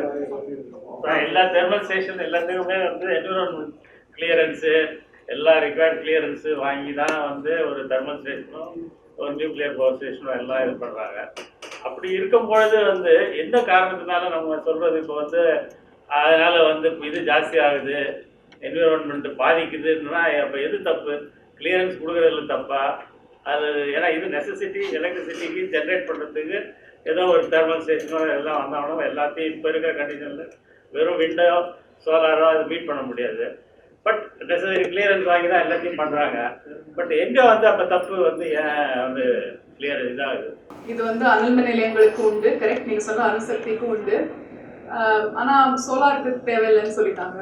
அது ஒரு கிளாரிஃபிகேஷன் இருக்குது. இதுக்கான முயற்சிகள் நிறைய ப்ராஜெக்ட்டுக்கு நடக்குது. கிளியரன்ஸுங்கிறது வாங்குறாங்க. அதுக்கு வந்து முதல்ல அவங்க என்ன பண்ணணும்? கிளியரன்ஸுங்கிறது சுற்றுச்சூழல் சான்றிதழ் அப்படிங்கிறது என்னன்னா, ஒவ்வொரு கம்பெனியை வந்து என்னோட கம்பெனி இந்த இந்த என்னோட தொழிற்சாலை வந்து இந்த இடத்துல வரப்போகுது அப்படின்னா அதை சுற்றி இருக்கிற கிராமங்கள்ல இதுதான் பிரச்சனையா இருக்கும். அதை வந்து சரி செய்யறதுக்கு நான் இந்த மாதிரி தொழில்நுட்பம்லாம் கொண்டு வரேன் அப்படிங்கிறத சொல்லி அதை சுற்றி இருக்கிற மக்களுக்கு கருத்து கேட்பு கூட்டம் நடத்தி அவங்களோட பிரச்சனைகளையும் அறிஞ்சு அதை எப்படியெல்லாம் இவங்க என்ன மாதிரி நடவடிக்கை எடுத்து அதை சரி பண்ண முடியும் அப்படிங்கிறத பார்த்து எந்த அளவுக்கு அவங்க குறைச்சி சுற்றுச்சூழல் தாக்கம் ஏற்படுத்த முடியும் அப்படிங்கிறத பார்த்து அதுக்கப்புறம் கொடுக்க வேண்டிய ஒரு சான்றிதழ். இதுதான் வந்து சட்டம். ஆனா இது நடைமுறையில இல்லை. நடக்குது எல்லாம். அந்த பேஸ் லைன் ஸ்டடி அப்படின்னு அந்த கிராமத்தை சுற்றி பண்றாங்க. ஆனா அது வந்து பண்றத அந்த கிராமத்துக்காரங்க யாரும் பாக்குறதே கிடையாது. நடக்கும் ஆனா நடக்காது அந்த மாதிரி. அதுதான் விஷயம். இதனால தாக்கங்கள் இருக்கு சார். ஆனா இப்போ இருக்கிற சுற்றுச்சூழல் சர்டிபிகேட்ல இருக்கிற ஒரு பிரச்சனை என்ன அப்படின்னா, அந்த சர்டிபிகேட்டை கொடுத்துட்டாங்க அப்படின்னு வச்சுக்கிடுங்களேன். அதுக்கப்புறம் அந்த கம்பெனி என்ன பண்ணாங்க அப்படின்னாலும் அதுக்கு ஒரு மானிட்டரிங் அப்படின்னு ஒரு ப்ராசஸ் இருக்கு இல்லையா? அதுக்கு வந்து கம்பெனி சைட்ல தான் அவங்களே தான் அவங்க தலைவை கொடுக்குறாங்க. நான் பார்த்துட்டேன், நான் பண்ற வேலை நான் சரியா பண்ணிட்டு இருக்கேன் அப்படின்னு அவங்க சொல்றாங்க. அதை கவர்மெண்ட் ஏத்துக்கிறாங்க. ஸோ அந்த மானிட்டரிங் அண்ட் கம்ப்ளைண்ட்ஸ் அப்படிங்கிற அந்த பார்த்து ஒரு பிரச்சனையா இருக்கு. நிறைய பொது கருத்து கேட்பு கூட்டங்கள்ல நாங்க போய் பங்கெடுத்துக்கையில சட்டத்துல சொல்ற விஷயமும் அவங்க நடைமுறையில் அவங்க எப்படி நடத்துறாங்க, போலீஸ்காரங்களை வச்சு மக்களை பயமுறுத்துற ஒரு ஒரு ஒரு ஒரு ஒரு சூழலை ஏற்படுத்தி, அதுக்கப்புறம் இதெல்லாம் நேரம் இல்லை அப்படின்னு சொல்லிட்டு கம்பெனிக்காரங்க சில பப்ளிக்காரங்கெல்லாம் பப்ளிக்கோட கருத்து கேட்கணும். ஆனா கம்பெனிக்காரங்க 1.5 மணி நேரம் 2 மணி நேரம் அவங்க பேசிடுவாங்க. அப்புறம் 3 மணி நேரம் தான் ஃபங்க்ஷன், பரவாயில்ல போய் சாப்பிடுங்க அப்படின்னு சொல்லி முடிச்சிருவாங்க. அந்த மாதிரி விஷயங்களும் நடந்திருக்கு. சட்டம் இருக்கு, சட்டத்துக்குள்ள நிறைய லூப் ஹோல்ஸும் இருக்கு, அதுக்கு நிறைய செயல்பட்டு. மேடம் என்னன்னா 3-4 இயர்ஸ் முன்னாடி தமிழ்நாடு பார்க்க ஹெக்டிக் பவர் கட்டா இருக்கும். என்ன ரீசன்னா 49% நீங்க சொன்ன மாதிரி அனல் மின் நிலையம், 39% சோலார் புது பீப்புள். பட் இந்த 39லேருந்து 60-70 போட இன்னும் கொஞ்சம் குறையும். இப்போ என்ன ப்ராப்ளம்னா ஆர்டினரி பப்ளிக் இந்த இன்ஃப்ராஸ்ட்ரக்சர் சப்போஸ் எங்கள் வீட்டில் சோலார் வைக்கலாம், நிறைய ஃபார்மாலிட்டிஸ், அந்த சப்சிடி வருமா வராதா இல்லை எப்படி பண்ணுறதுங்கிறது இண்டஸ்ட்ரி, ஒரு ஹாஸ்பிட்டல், ஸ்கேன் சென்டர் அவங்களுக்கெல்லாம் பாசிபிலிட்டி, ஏன்னா அவங்க மணி இன்வெஸ்ட் பண்ணுவாங்க. But ordinary public solar reach ஆகிறது இன்னும் கொஞ்சம் ப்ராக்டிக்கலாக நிறைய ப்ராப்ளமாக இருக்குது.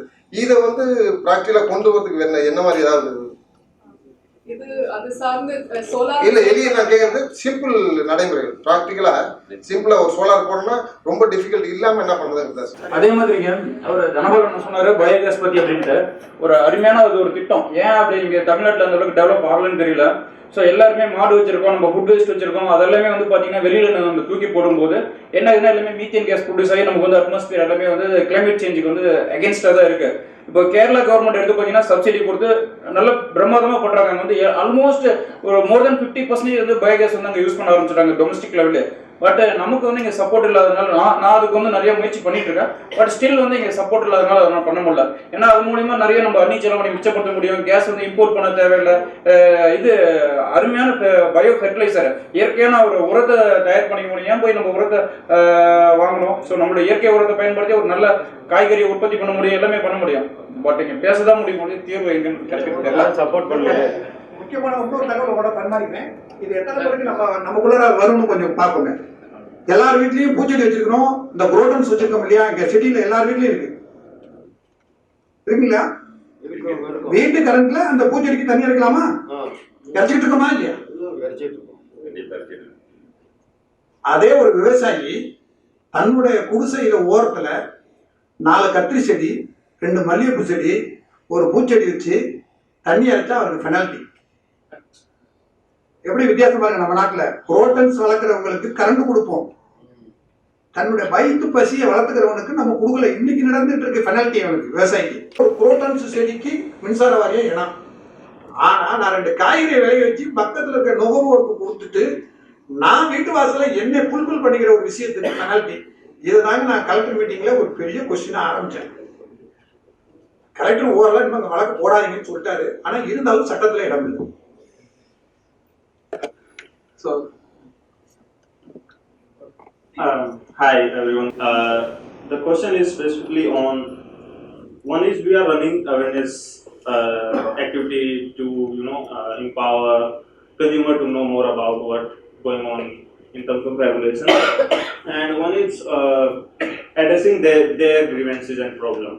So when it's come to creating the awareness raising content, how do you see what's the overlap between the activity that you design and the grievances that you're hearing on daily basis? Like, how do you keep on changing your awareness raising activity based on what kind of grievances comes to you? And how do you complete the whole loop? Like, do you go back to the consumer saying that your grievance being resolved, or what's the mechanism to do it? One is that, and then the second one is to Pavitra, wherein I'm very much interested in understanding, there is certain decline in how information being shared in newspaper or in journal about new changes that government bringing, and then there is direct correlation in how many people actually participating into it. So do you, from your research, are there any point where you are able to go in little more in depth? What are the main intentions behind it? Because to me, it's kind of raise a big concern where it says, in long run, if people don't participate, then government can actually make a strong case saying that people don't have time and they don't want to participate. So we should actually make change in the law itself that there is no need to people participation in such things. So I just want to know a little more in depth of that as well. So, like I told, we started in June, right? And it's been about 3 to 4 months. The moment we opened the cells, what we started realizing that there are more cases that we are getting related to billing and metering, which is in contrast to what I see in Tamil Nadu, in your presentation. So we had a strategy in mind, and for every month we used to have this one fixed theme on which we will do awareness, and we had decided to go to the same villages for all the 3-4 months that we have done the awareness workshops. So for first month we were focusing on grievance redressal process, and then we realized during the first workshop, even I attended one of the few initial workshops, that there are things like the DISCOM has set up a toll-free number, and that could be one of the most easiest mechanism, right, to solve your grievances. Obviously not in all cases, but if you have some service quality infrastructure issue, you call the toll-free number, and in most of the times the complaint would be attended. The consumers were not even using the toll-free number, right? So you need to tailor your strategy based on consumers' capacity. So there we understand that, okay, if you want to have good impact, you need to tailor your strategy, and how can you have better impact. So we tailored, and now we started focusing on more awareness about this toll-free number in almost all the awareness workshops throughout the 4 months. Also on the theme front, we realized that there are more cases related to billing and metering, right? So for second month, we did billing and metering, and for 2 consecutive months, we kept focusing on billing and metering. So this is, especially for grassroots issues, you need to see what's happening, on the grassroots, what kind of complaints you are getting, and you need to tailor your strategy based on whatever you are getting, on the ground. I think your second question, what was the second question? Are you feedback to the consumer? Okay, so basically the solution is, the DISCOM is going to give you solution, right? You are there, as to provide the advisory role, or probably make the whole process efficient. And there are constraints there, right, that it is not possible that all the cases would be resolved. So what we do in our case is that we do follow-up of complaints. So we call all the consumers every 7 days to know the status of complaints, and whether they have done any whether they have taken any initiative from their side or not.